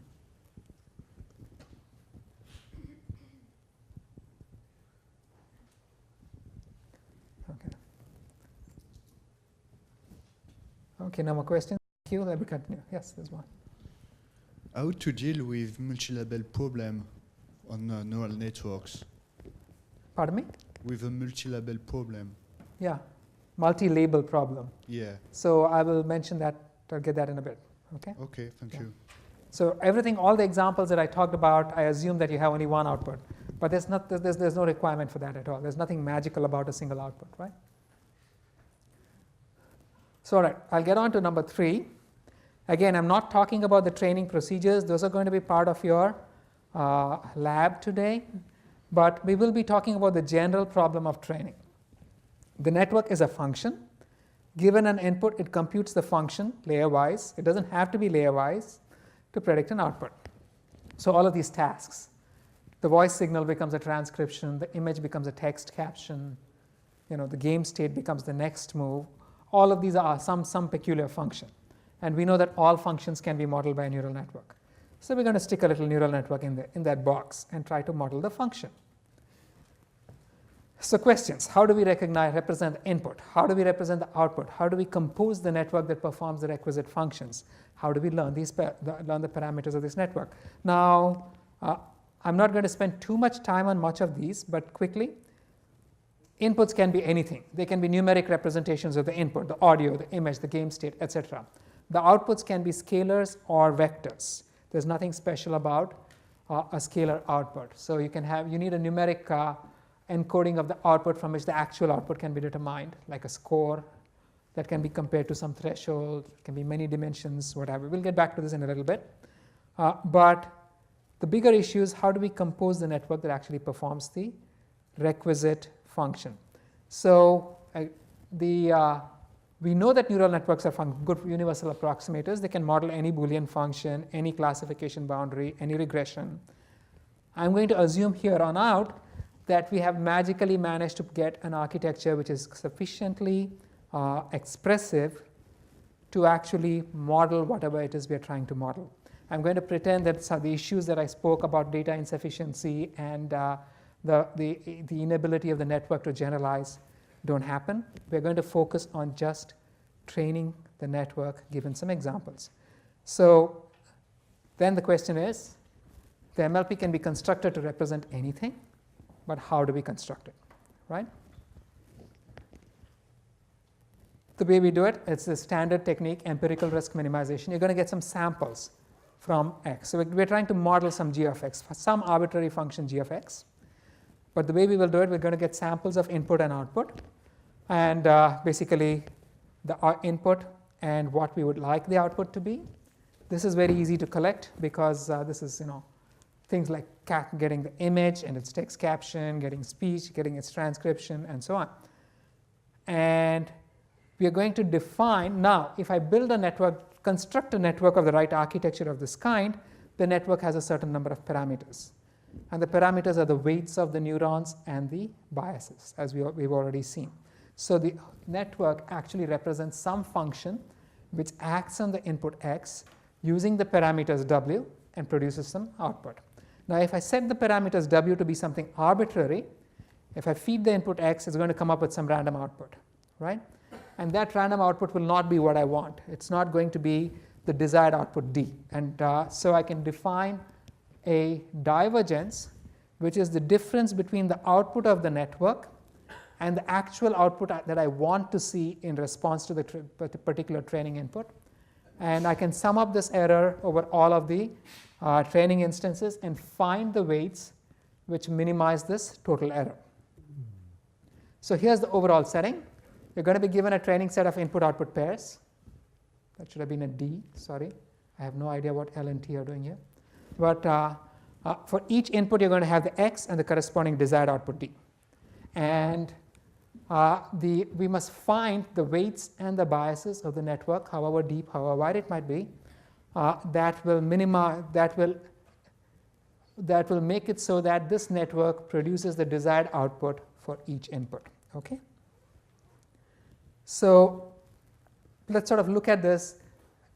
Well, I promised no math, I lied, but I have the right. Okay. So here's your network. The network is multi-layered. Now each layer has a collection of weights, which I'm just representing with this W. And so if I have k layers, I have W1 through Wk, which are all the weights in each layer. So the network is a function of all of these weights. The output of the network, I'll just represent it as y of xi. Okay. So for any ith training input, I can define a divergence between the output of the network and the desired output. So basically, because the output of the network is a function of x, d is the desired output, these are the parameters, I can write it like so. The total training error, the total error it makes on all of the samples that I've got to learn the network is going to be the sum of the errors that it makes on all of the individual outputs, right? So here is the basic problem. Our problem is to minimize this total error, which is the sum of the errors it makes on all of the training inputs with respect to the parameters of the network, which are the weights. So this is a function of, this is a problem of function minimization, optimization, which means, QN, right? I'm going to be talking about function optimization. Now, what is the problem of function optimization? You're given some function of some parameter w, and just to make matters more confusing, sometimes I'm calling it w, sometimes I'm calling it x, but I think you'll get the concept. So the function will have some shape, and it has a minimum value at a particular value of w, right? Our problem is to find the w at which the function becomes minimum. And the function shape can be arbitrary. So it can have peaks, it can have multiple valleys. You want to find the location where it is lowest. This is the problem, right? Now we know exactly how to do this if it's a function of just one variable, a scalar function of one variable. And this we've done in school. Everybody here, I'm sure, has done this in school. If you're given a function of this kind, you know that at the minimum, the function, the slope of the function is 0. And because the slope of the function is 0, you can actually compute the derivative of the function, equate it to 0, find where it becomes 0. And this is and it's not sufficient because the derivative is going to be 0 at both minima and maxima, so you actually have to toss in the second test. You look at the second derivative and you have to check that the second derivative is positive for this to be a minimum. We're aware of this, right? Now, what about a function of multiple variables? Now, a minimum has a special characteristic, and it is what we will call a turning point. Why is it a turning point? It's where the function turns. So, which means that if you go in one direction, regardless of the direction you choose, if you go forward, the function is going to go one way. If you go backward, the function is going to go the other way. It's a turning point, right? It goes up on both sides. So, in multiple dimensions, the optimum is still going to be a turning point. Meaning, if you're here, right at the minimum, regardless of which direction you go in, the function is going to keep going up, right? Or even here, this is the minimum, that's a turning point. Regardless of which direction you go in from there, the function is going to go up.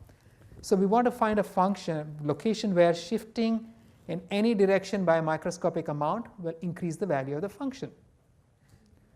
which, Q. Derivatives, right? Something you've been lied to in school.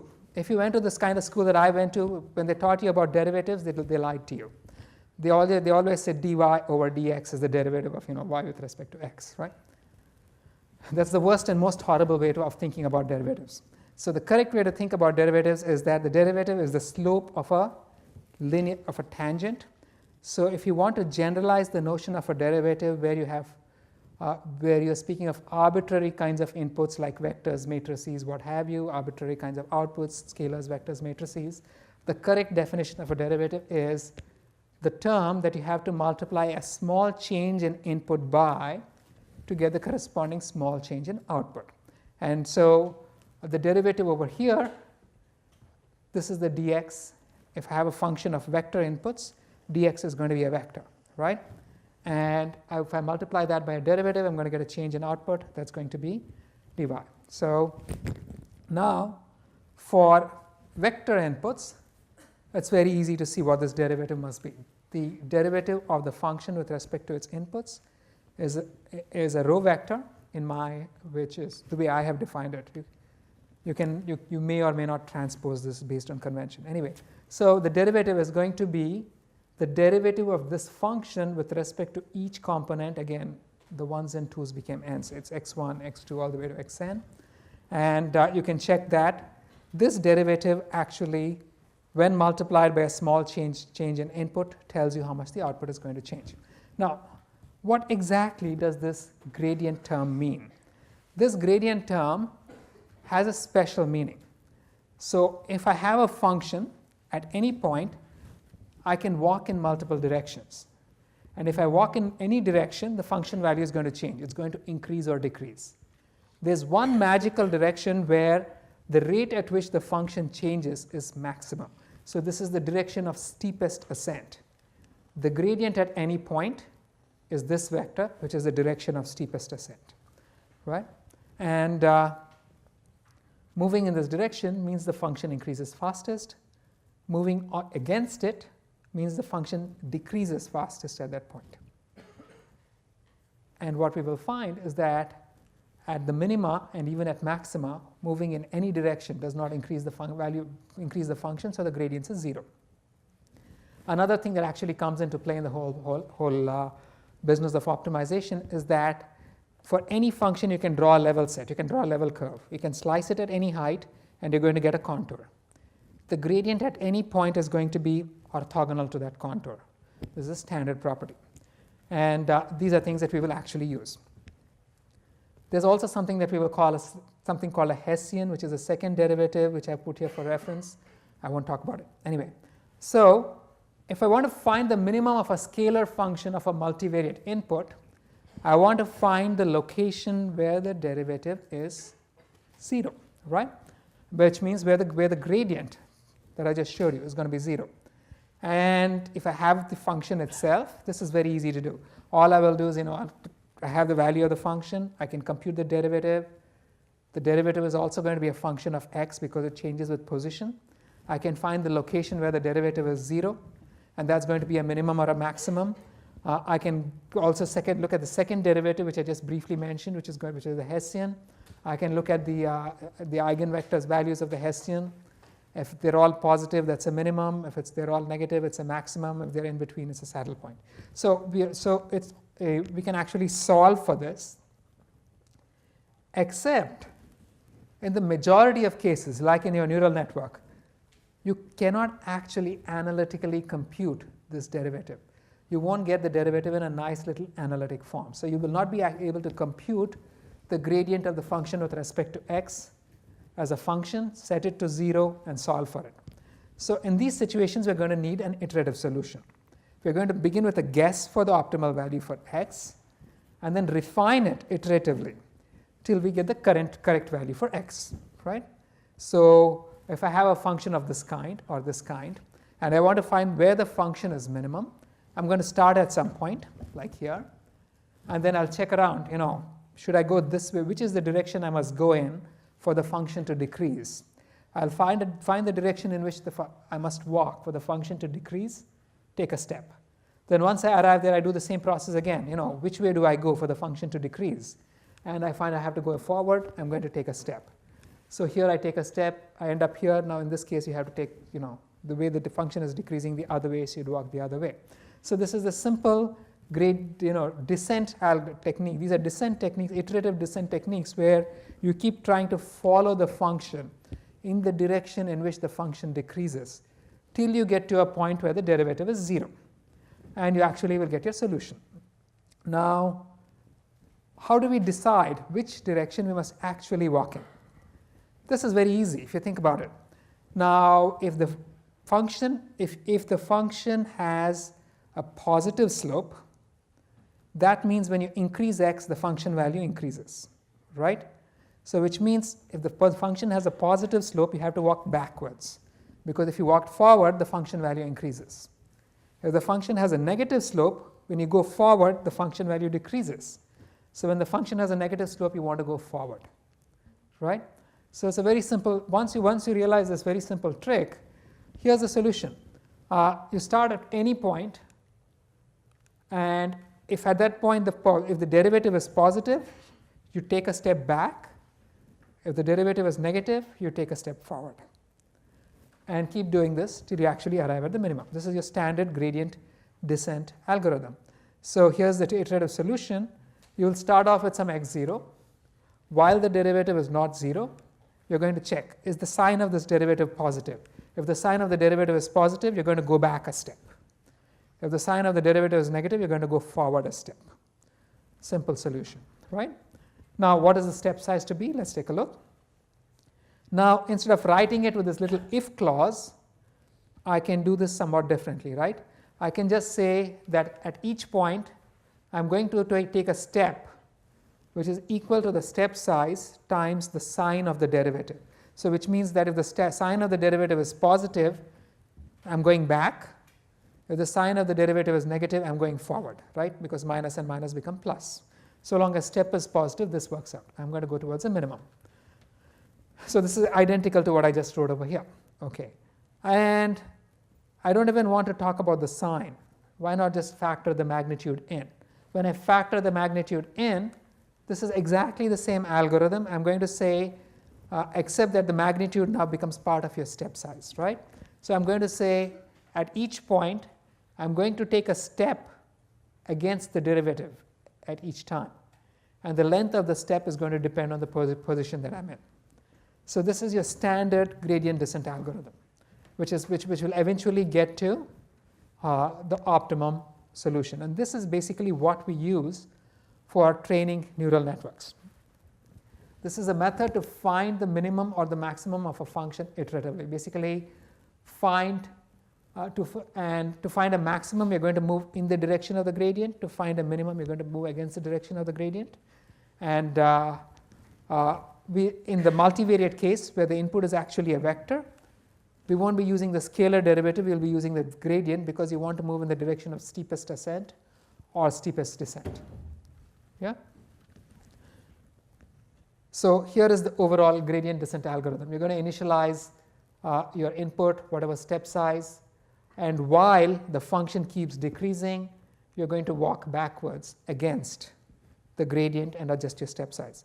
I won't get into too much into the details of it. Let's just get back briefly to neural networks. Neural networks, we said, can model any function. They must be trained to represent the function for them to model the function. And in the usual setting, they must be trained from input-output pairs. We use what is called empirical risk minimization to learn network parameters, which are based on variance of this basic gradient descent algorithm. So the problem setting would be something like this. You're given a number of training instances, like images of digits, and the class that they represent. And the tasks are, you can have different tasks. If it's a binary recognition task, you're going to ask, is this 2 or is it not a 2? If it's a multi-class recognition task, you're going to ask, what is the what digit is this image? So here again, this means you need since it's a function which produces numeric outputs, you need to represent the output in a numeric manner. And so if you have a scalar, if you're doing a regression, the scalar output is just going to be a real value. If you're trying to do a regression to a vector, then the network is going to have many outputs, one per component, and the output is going to be the vector output that you want. If you want to have a binary classification, then you're going to have an output of 1, 0, and where the output is 1 if it belongs to the class, 0 if it does not belong to the class. Or if you want to have multi-class outputs like which digit is it, then you use something called one-hot representations. So if you want to determine, classify the digit, the digit can take 10 possible values. So you will have a 10-dimensional input output, and for any digit you want, and each dimension represents one digit, and for any digit you want 9 of those guys to be 0 and 1 of those to be 1. So if the kth output represents the digit k, you want that one term to be 1 and the rest of them to be 0, right? So going back again, to design the network, we will have the necessary number of inputs, the necessary number of outputs, and we're going to assume that the structure is sufficient. And now the question is, how do I make this network learn to recognize the number 2? So this is the generic training setting again. The examples would be like this. You have many examples of digits, and if I'm trying to recognize the number 2, the desired output is in red.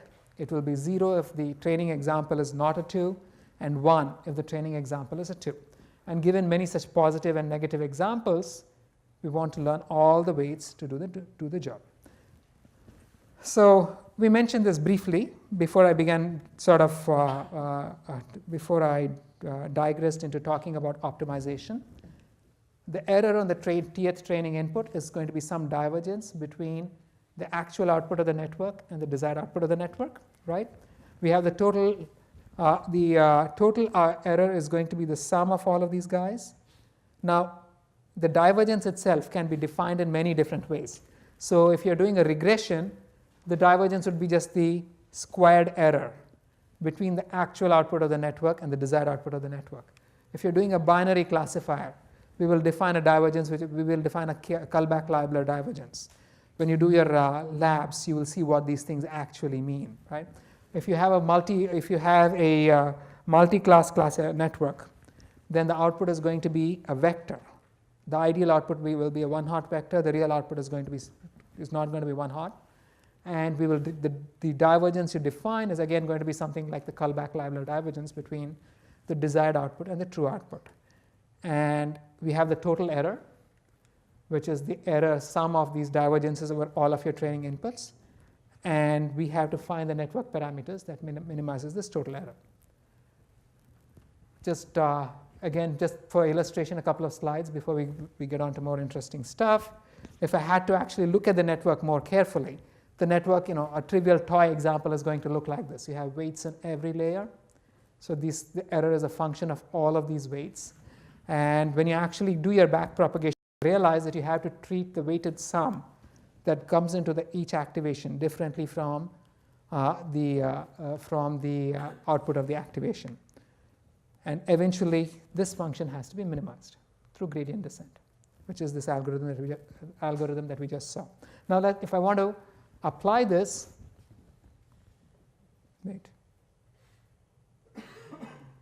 so basically what we would do for gradient descent is, I have some bugs over here. This is just the gradient descent that we just saw. For each parameter, we are going to compute the derivative of the total error with respect to the parameter and walk against the derivative. And that derivative in turn, because the error is the sum of the errors for the individual training inputs, the derivative itself is going to be the sum of the derivatives of the errors for the individual training inputs. And so the challenge becomes computing the derivative of the error for the individual training inputs with respect to the network parameters. And there's a whole lot of, there's an entire lecture one can do on how you would compute this derivative. This is what we would use backpropagation for. So at this point, I'm going to assume that everybody will know what backpropagation is, if not now, by the end of your lab. But the key point I wanted to bring across is that all this is really doing is we are performing a gradient descent. At each point, we are computing the derivative of the error of the output of the network with respect to the parameters. It's a gradient, so you're combining you're computing the direction of steepest descent, and then you're going to take a step in the direction of steepest descent at each time. And back propagation is all about computing this derivative. Okay, so far so good. And now here is this technique. We're using something called back propagation. We're using a gradient descent algorithm. Will it always work? Now, are we even guaranteed that this is going to find the correct solution? Now, what happens is that the classification error that we actually use, how many times is the network wrong using the current set of weights, is not a differentiable function. If I keep changing the weights, the error is going to stay, so let's say the network is making an error. As I change the weights, it's going to continue to make errors until that weight crosses a threshold, at which point the output of the network will become correct. So the actual error is going to be 1, and then at some point it goes to 0 and then stays 0. Now this is not a differentiable function. So what we do is we use this divergence function over here, which is a differentiable proxy for the classification error. And the strange thing is that minimizing this divergence is not necessarily going to minimize classification error. So one of these issues, so here is a very simple trivial example. Here is a network. I'm using a single perceptron, just this guy. It's taking 2 inputs. It's actually, X component, Y component, and a bias, right? And the 3 training inputs that it's got are these guys. So 0, 1, and 1, 0, these are both +1, class +1, and -1, 0 is class -1. Now, if you go back and if you think of Frank Rosenblatt's perceptron training rule that I mentioned very early on, that perceptron training rule is guaranteed to find a perceptron that will actually separate these 2 guys, because the solution actually exists. And if I use back propagation will also find the perceptron parameters that actually give you the correct answers for both the red points and the blue point.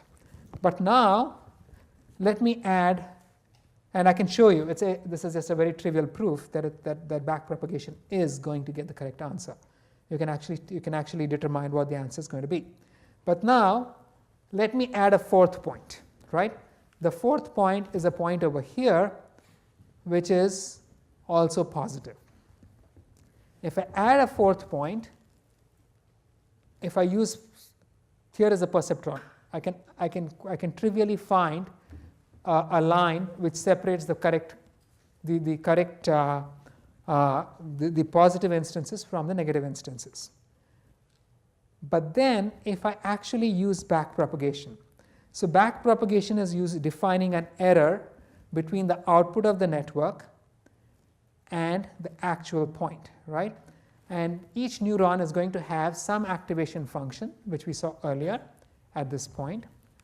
And the way we will do it is that we're going to define an error between the actual output of the network and the desired output. In this case, I've chosen a squared error. You will compute a derivative of this guy, which is what is going into the gradient descent rule. I have the gradient function written out, but the key point is this, that without going into too much detail, in this case, what will happen is that if I take this red dot and keep moving it out downwards towards -infinity, something strange happens. What happens is that this derivative term actually ends up going to 0. So when my red dot is sufficiently far away, the derivative of my error on the red dot with respect to the perceptron's parameters goes to 0. So what does this mean? Although I have a training instance which has been labeled, and although there does exist a line that can separate the positive and the negative training instances cleanly, the actual objective function that I'm minimizing to find the perceptron's parameters become insensitive to that specific training instance. And as a result, just adding this fourth training point at 0 minus t doesn't change the gradient of my error function anywhere. And so the optimum solution that my backpropagation algorithm will compute continues to remain this one, and it will make an error on the fourth training point. Again, this kind of seems hand wavy. We can see a clearer example of this in a bit. But the point of this is that even when you can visually draw a line which separates the two classes, mathematically speaking, the procedure that we actually use to train a neural network is guaranteed to not find this correct answer in this particular example. And so here's a different example. I have a bunch of training points. All the reds are plus ones, all the blues are minus ones, right? So if I use backpropagation is going to find this decision boundary very clearly. Now I have 1,000 of each of these guys. So if I have 1,000 of each of these guys, my total error is defined on 3,000 data points, right? Suppose I add a 3,001th data point out here. In theory, I can draw a decision boundary which is like that, the dotted line. But how much will the 3,001th data point contribute to the total error when I already have 3,000 points? Almost nothing, right? So as a result, the optimum value, what the backpropagation algorithm will find, will continue to be this red line. Even though I have this other guy which I can actually separate using a line that I can visually draw. So this has this very interesting and nice property. I can move this red dot around to all kinds of crazy places, and the backpropagation algorithm is not going to just swing around and give me different solutions just because I've moved one dot around when I already have 3,000 training points, right? Although in each case I can actually hand draw you a solution, the neural network training algorithm will not find the solution, and it's guaranteed to not find the solution. Now this is somewhat crazy, because when you start off training these neural networks, you assume that if a solution exists, it's going to find it. And that's what you've always been taught to believe. You take a toolkit, you take these training examples, you're going to learn it, and if a solution exists, it's going to find it. And what I'm telling you is no. There are situations where it will not, and indeed, it should not find a solution. Now, why do I say it should not find a solution?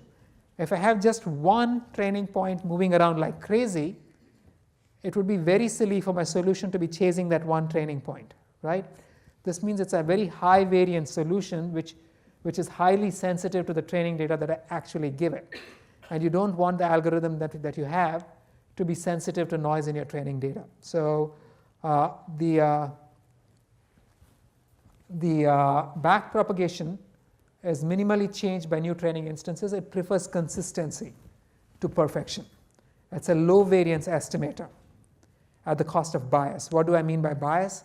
It is misclassifying that one instance consistently, but it's making sure that on the rest of them it's not swinging around like crazy. So it's less sensitive to noise, but it's going to make errors, right? It's a low variance, high bias, potentially high bias estimator. Now this means that this is not just for simple lines. You can do this. The same principle extends to all kinds of complex decision boundaries. So here, for example, I have a bunch of red dots and blue dots, and the optimal decision boundary is some kind of a curve. So let's say my backprop actually finds this curve. If I add one extra training point over here, it's not going to suddenly swing around and move all the way out there. It's just going to let it be and ignore it, right? So even though the network might have the capacity to model the specific decision boundaries required to explicitly fit your training data, what happens is that it's really not going to do it because of the manner in which we define our loss functions. And this is again a good thing in the sense that, remember the crazy plot I showed you? You're less likely to get solutions of that kind simply because of the nature of the algorithm. Now, so to summarize, I sort of glossed over the whole thing, and there are some errors in my slides too. I should fix those. Backpropagation will often not find a separating solution, even though the solution is within the class of functions that the network can learn. And this is because the separating solution is not an optimum for the loss function that we are using. So what I've done is I've just sort of tossed in a third variable into the whole proceedings, right? I tossed in this business of the size of the network. Can the network actually model the function that you want? I tossed in this business of the architecture of the network. Even if I give you a sufficient number of neurons, how do I arrange those things? That matters. I tossed in this business of learnability. Even if I give you a sufficient number of neurons, if I don't arrange, if I give you an overcapacity, far more neurons than you actually need to train the model, if I don't arrange them just right, I won't be able to learn something useful. And then I'm tossing in the fourth one, which says that if you define your loss function that you're minimizing just right, you're not going to make crazy errors. So you have all of these variables that you actually have to factor in when you're training in the network. And so here again is a little example we saw. In this case, we were using the L2 error. Okay. So after having factored in all of those, we still have to ask a final question. Will the network converge? So what do I mean by will the training converge? What do I mean by will the training converge? I have an iterative training algorithm where I start from some point, and then I keep walking in the direction of steepest descent. So I have some function, some point, I compute the gradient over there, I'm going to take a step against the gradient. Then I compute the gradient there, I'm going to take a step against the gradient. So I keep going against the direction of steepest descent, steepest ascent. So will that actually get me to the optimal solution? There are two different things that come in. The first one is this business of local optima. It's something that all of you have heard. What is a local optimum? A local optimum, if you have an error function of this kind, there are multiple locations where the function actually becomes a zero, and where the derivative becomes zero.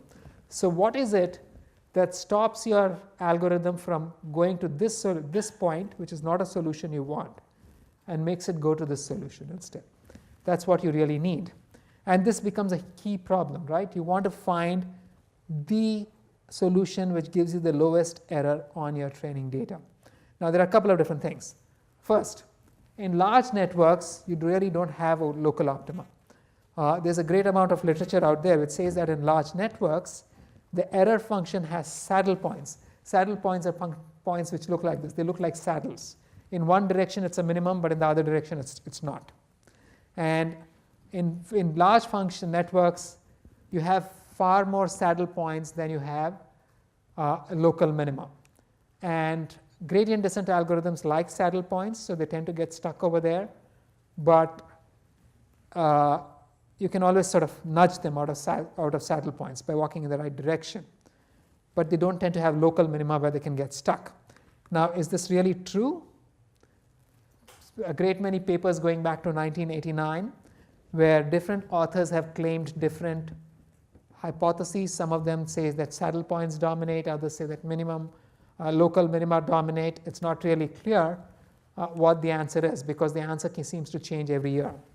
And when it converges, we will find out. But let's look at a bigger issue, something that we can comprehend, and leave the fancy maths to the fancy guys, right? What are the issues under which, what are the conditions under which it will converge? I've assumed that my training data, that if I define my error on my training instances, there is some kind of a local minimum. I'm going to find it, right? Will it really find it, and how long is this process going to take? Now, this is very hard to analyze for a multi-layer perceptron, because the multi-layer perceptron is a very complex function. So I'm going to do something that mathematicians like to do. It's called the streetlight effect. So the streetlight effect is, you don't look where the problem is. You lose your keys in the bar, but it's dark in the bar, so you go search under a streetlight, because that's where the light is, right? So they actually have an official term for it. It's called the streetlight effect. And our equivalent of the streetlight effect is that, the error surface for a neural network is extremely complex. We have no idea how to analyze it. We do know how to analyze a different class of functions, convex functions. So we're going to analyze convex functions, basically, the streetlight effect, right? And we're going to assume that whatever the conclusions we come up with for convex functions will carry over to neural networks. So what do I mean by a convex function? A function is convex if it's continuously curving upward, which means that I can connect any 2 points above the function or even on the function, and at every point on the connecting line, every point on the connecting line is going to lie above the function, right? So a convex set is where I can take any 2 points and connect them, and all points on the connecting line remain within the set. So these are all convex functions. This class of functions are very easy to analyze. Now this guy over here, these are not convex. For example, if I connected these 2 lines, the line is going to go outside the set. Or here, if I connect this line and these 2 points, the connecting line is going to go below the curve, right? It's intersecting the curve. So this is a convex function. Now we can analyze the convergence of gradient descent for convex functions. An iterative algorithm is said to converge to a solution if, in our case, the weight updates sort of slowly arrive at a fixed point, meaning at a point where they no longer change. And depending on the nature of your loss function and the step size, your gradient descent may not actually converge. It may actually just sort of go down. In one case, it may do this. In the other case, it may go close to the solution and keep bouncing around. Or it may even do this. Instead of going towards the solution, it can completely diverge. So although you're following this general principle of trying to go towards the solution, you may just keep oscillating back and forth and basically never get to the solution. You can keep diverging from it. So because we are trying to train these really complex networks, we need to know what are the conditions under which it will actually arrive at the optimum. When will the gradient descent finally give you a solution that is optimum? And for this, first, let's define something called a convergence rate. How fast does it converge? Now we are taking steps. Each step takes you closer to the optimum, right? So if the distance from the optimum in the kth step, if the ratio of the distance from the optimum between the k plus 1th step and the kth step is bounded by a constant, we call this linear convergence, because at each point you're getting closer to the solution than you were earlier. The distance to the optimal point keeps shrinking. So although we call it linear convergence, really it means that we approach the solution exponentially fast. So the distance from the optimum at the kth step is some c raised to k times the distance from the optimum at the 0th step, where c is a number less than 1.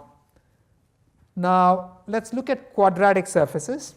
For quadratic surfaces, the error function, the function that we are trying to minimize, is going to have this nature. It's going to be some half aw square plus bw plus c, right? Now in this case, I can actually, my gradient descent is going to look like so. The k plus 1th estimate, so if I start off at the kth estimate, my k plus 1th estimate is going to be wk minus some step size times the derivative at this point, right? So if the derivative is negative, I'm going to move forward. If the derivative is positive, I'm going to move backwards. But the k plus 1th estimate is the kth estimate minus a step size times the derivative. Now it depends. There's a term over here which decides how quickly we arrive at the solution, and that's this magic term, the step size, the eta that I've written in this equation. Now if I fixed this step size eta, what is the optimal step size to get to the solution fastest? To do this, we can rewrite our quadratic function like so. Any quadratic function can be rewritten in this form with respect to the k to any point wk, right? This is a result of the Taylor series of expansion. I can expand this Taylor series, this function, as a Taylor series around wk. And that's simply going to be the function at wk plus the derivative of this function times w minus wk plus half of the second derivative of the function times w minus wk whole squared, right? So this is just my Taylor series expansion of this quadratic function. And when I write the Taylor series expansion of a quadratic function, we all know exactly how to solve a quadratic function for its minimum. And the minimum is going to be at this location wk the w minimum is going to be wk minus a inverse b, where a is the second derivative of this function, which just happens to be a, right? And b is the first derivative of this function, which just happens to be b.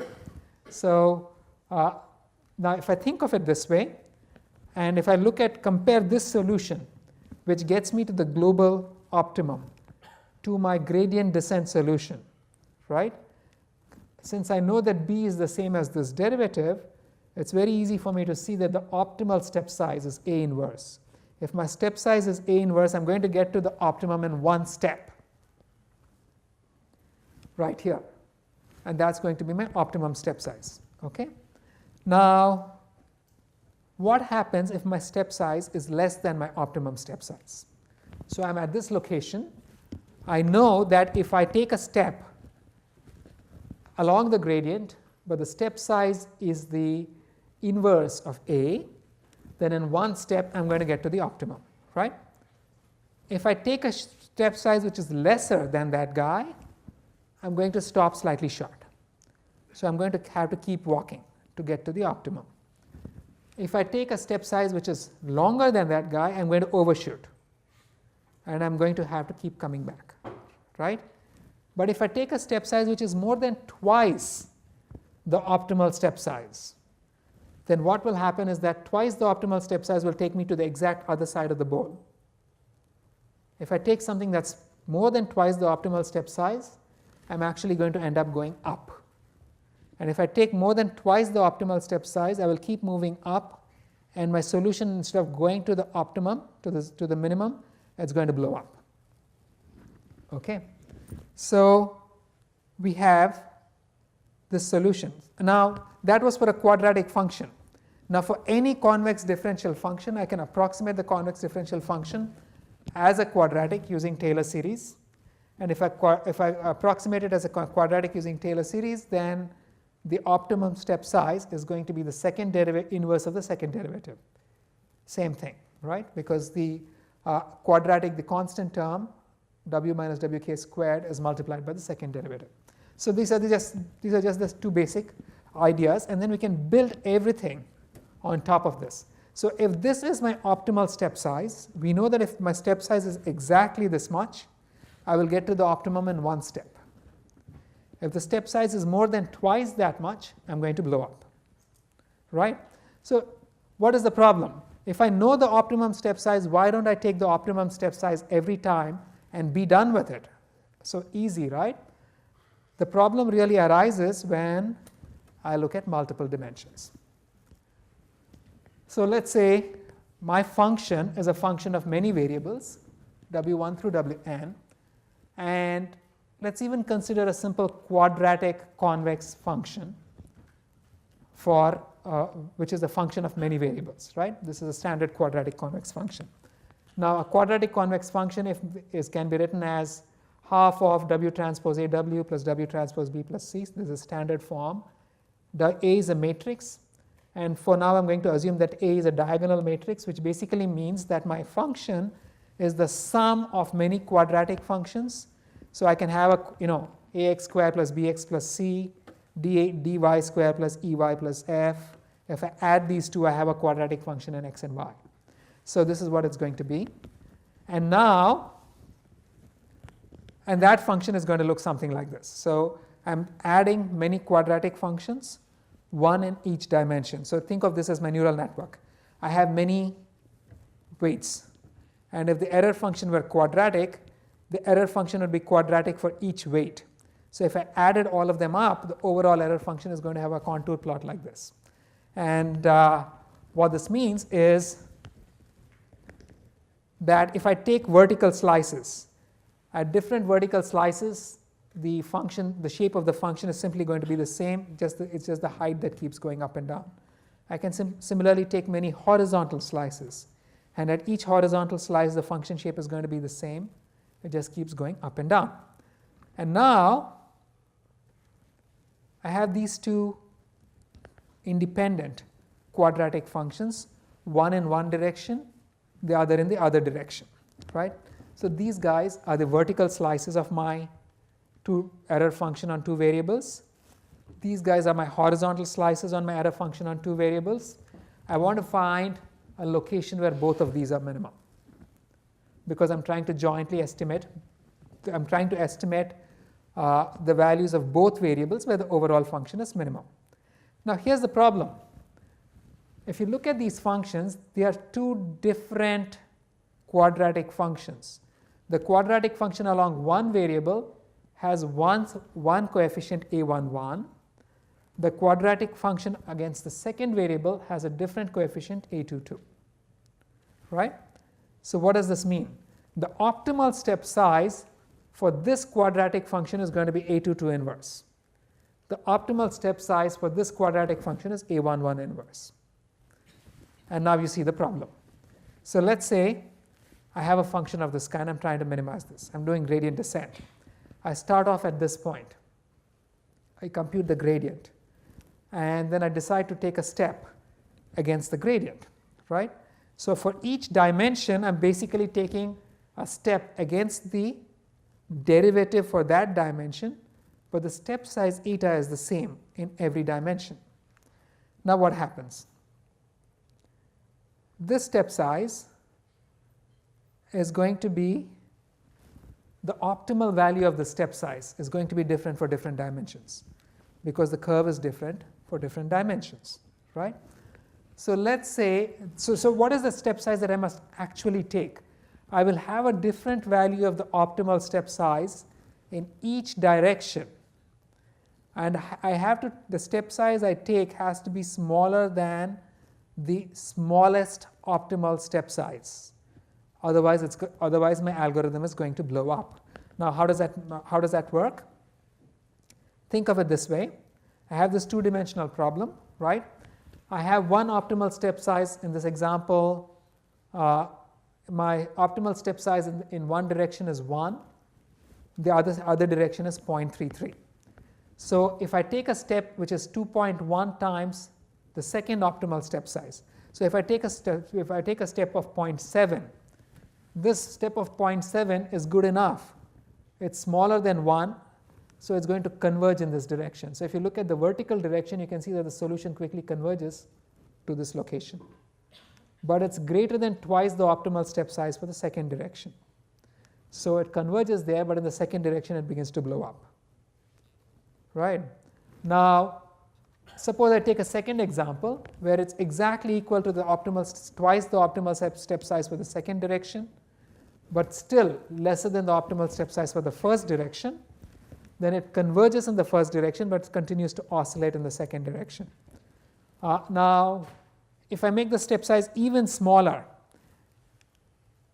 if I make it exactly equal to twice the optimal step size for this guy, then it converges in one step in this direction, but in the vertical direction it has to take many steps to get to the solution, right?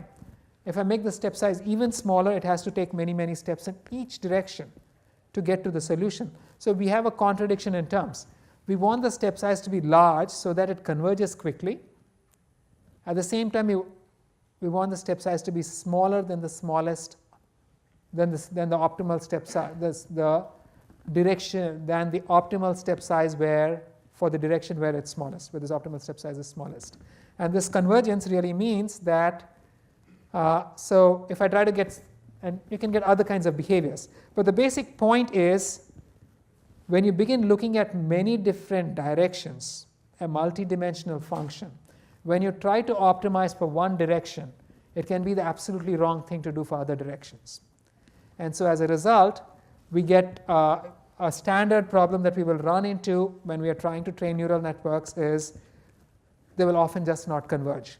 You have thousands of weights, and the step size that you have chosen is wrong for just one of those weights, in which case you're going to, it's not going to converge. It's going to keep behaving erratically. So and there are a bunch of other related problems. So all of this has to do with the fact that we are trying to maintain the same step size for every parameter. We are trying to do gradient descent, which is to say we are trying to minimize, we are trying to do to move the solution in the direction of steepest descent, and that's absolutely the wrong thing to do in a generic gradient descent context. So the correct solution is, there are two types of solutions that have been proposed in the literature.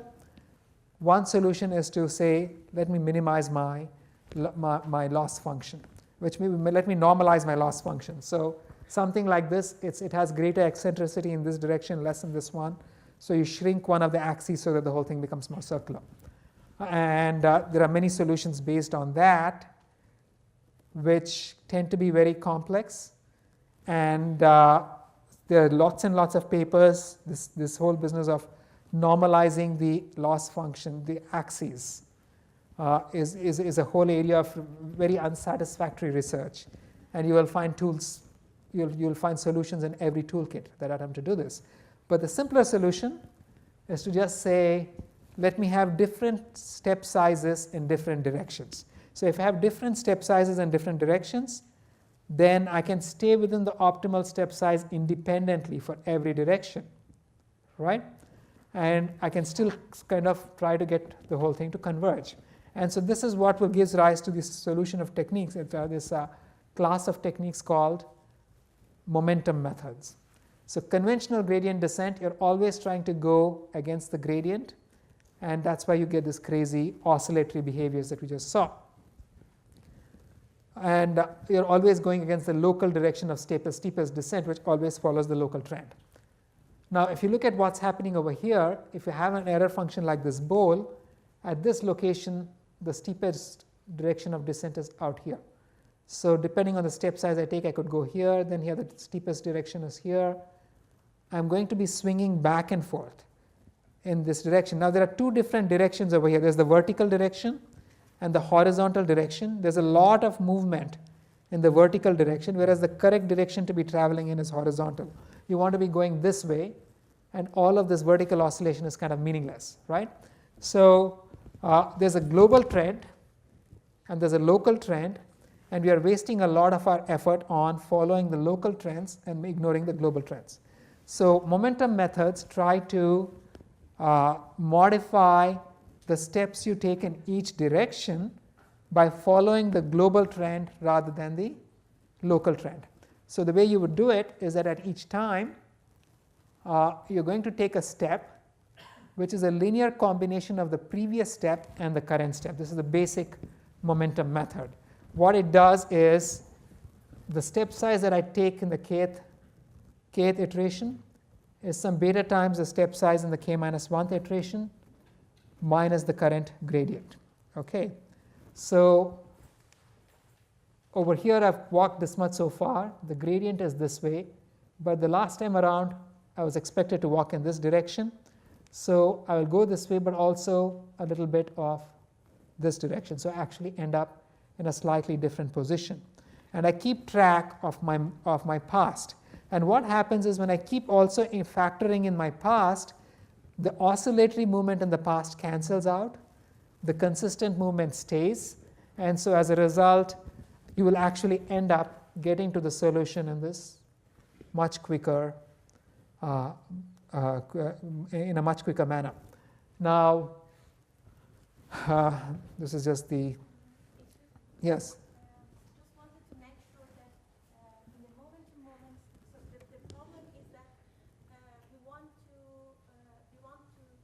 identify the optimal step size in each dimension.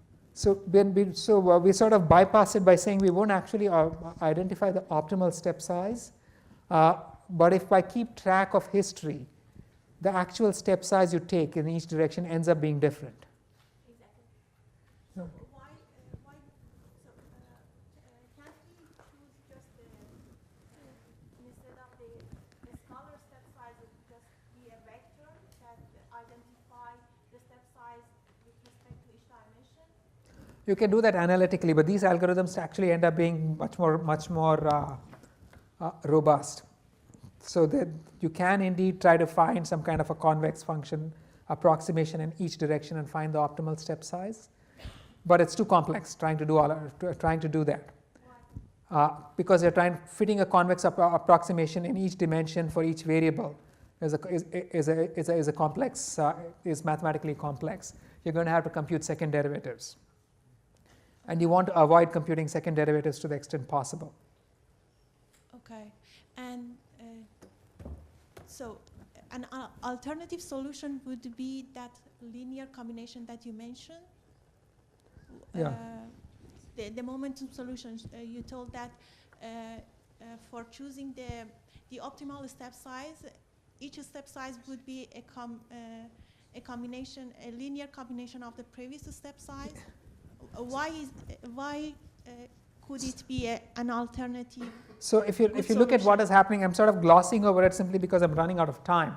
But if you look at what's happening, when I keep track of the history, I'm looking at the previous gradient. Is it just for one dimension, or No, this is the vector, right? Okay. So this whole thing is a vector. So what happens is that when I keep track of previous gradients, I'm effectively computing a second derivative. But I'm doing this by differencing rather than by differentiation, which is different. Okay. And so I get the effect of sort of getting an optimal step size in each direction. Okay. So if I want to do an independent optimal step size in each direction, I'm going to have to compute this optimal, the second derivative in each direction, Yes. which is expensive. So if I just do some kind of a differencing, that sort of gets Okay. factored in. So it's a way of just storing the information about the second derivatives, so we could make sure that. And the smarter you are about it, the better the solution ends up being. That's Okay. all. Thank you Right? very much. So there was the simple momentum method. Now there's an advance on that called Nesterov's method, which is provably optimal in many ways, where in the standard momentum method, at each point you compute the derivative, and then you add to the derivative the direction that you were traveling in the past. And so you're going to say you were here, you compute the derivative over here, and then you add this guy, which seems kind of suboptimal because when you add this guy, you may actually end up in the wrong place. So the correct thing to do is to change the order. You want to say, if I add this guy, if I have been traveling in this direction, then instead of moving in the derivative of this guy and then continuing to travel as I did in the past, let me continue to travel and then take the second order derivative. You just change the order in which these two operations happen. And so that gives you Nesterov's method. So let's say at some time you took a step in this direction to come here. Then at the next time you would say, okay, if I continued in this direction, where would I go?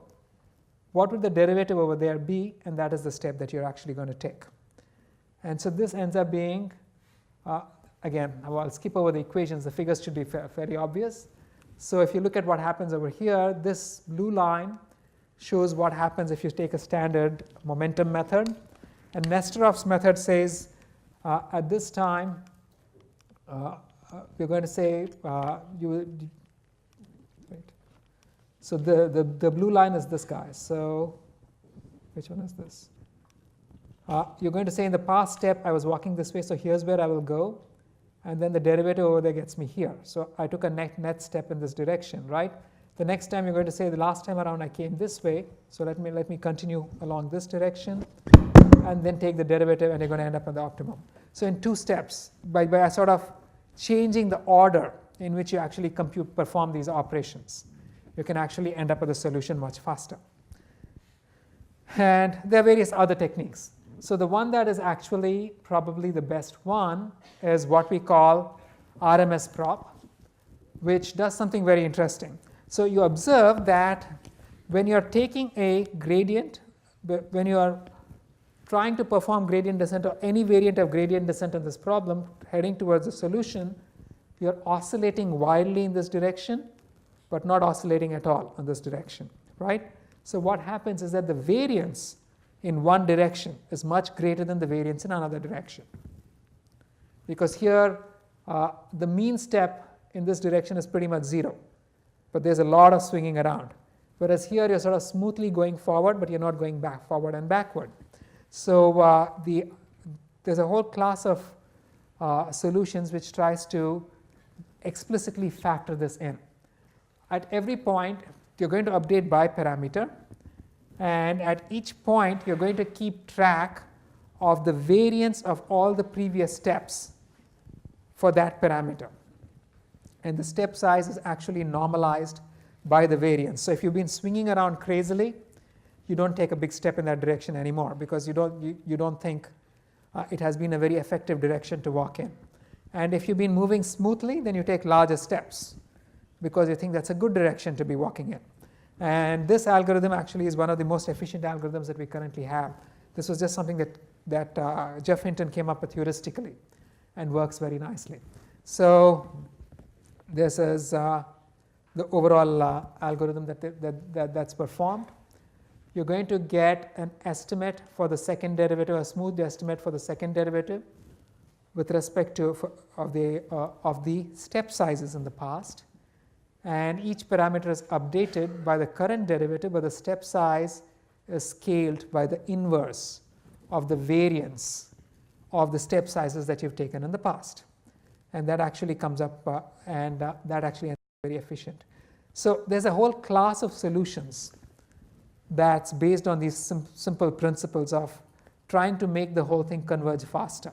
And all of these have to do with the fact that step sizes in different directions must ideally be different and must somehow factor in the second derivative. So this is a very nice example that actually by Sebastian Ruder that I will stop with, right, 12:30, where he illustrates different algorithms on a somewhat ugly looking error surface and shows how each of these algorithms actually converge to the optimum solution. The optimum solution is the star. And the red line is your standard gradient descent. And you can see that it's taking its time. It's still there. And every one of those are all the other various techniques that people have come up with. And while they're duking it out somewhere near the optimum, this guy's taking his time. Anyway, now there are a great many other solutions. And one of the lessons that comes out of this is that coming up with second order methods to optimize, to speed up training is a great way to publish papers. Eventually, all of them end up there at the same time, right? Plus or minus epsilon. But, and depending on the data set that you choose, you can win. So, so this is a game, right? We do this. And there have been many methods that have been proposed in the literature. They just end up in the toolkit. You pick your favorite one. And so long as it's not the vanilla stochastic gradient descent, you're going to win. So I'll stop over here because we're out of time. And I apologize for the very hurried last 40 minutes. But if you have any questions, you can ask me afterwards or over here. Okay? And I'm pretty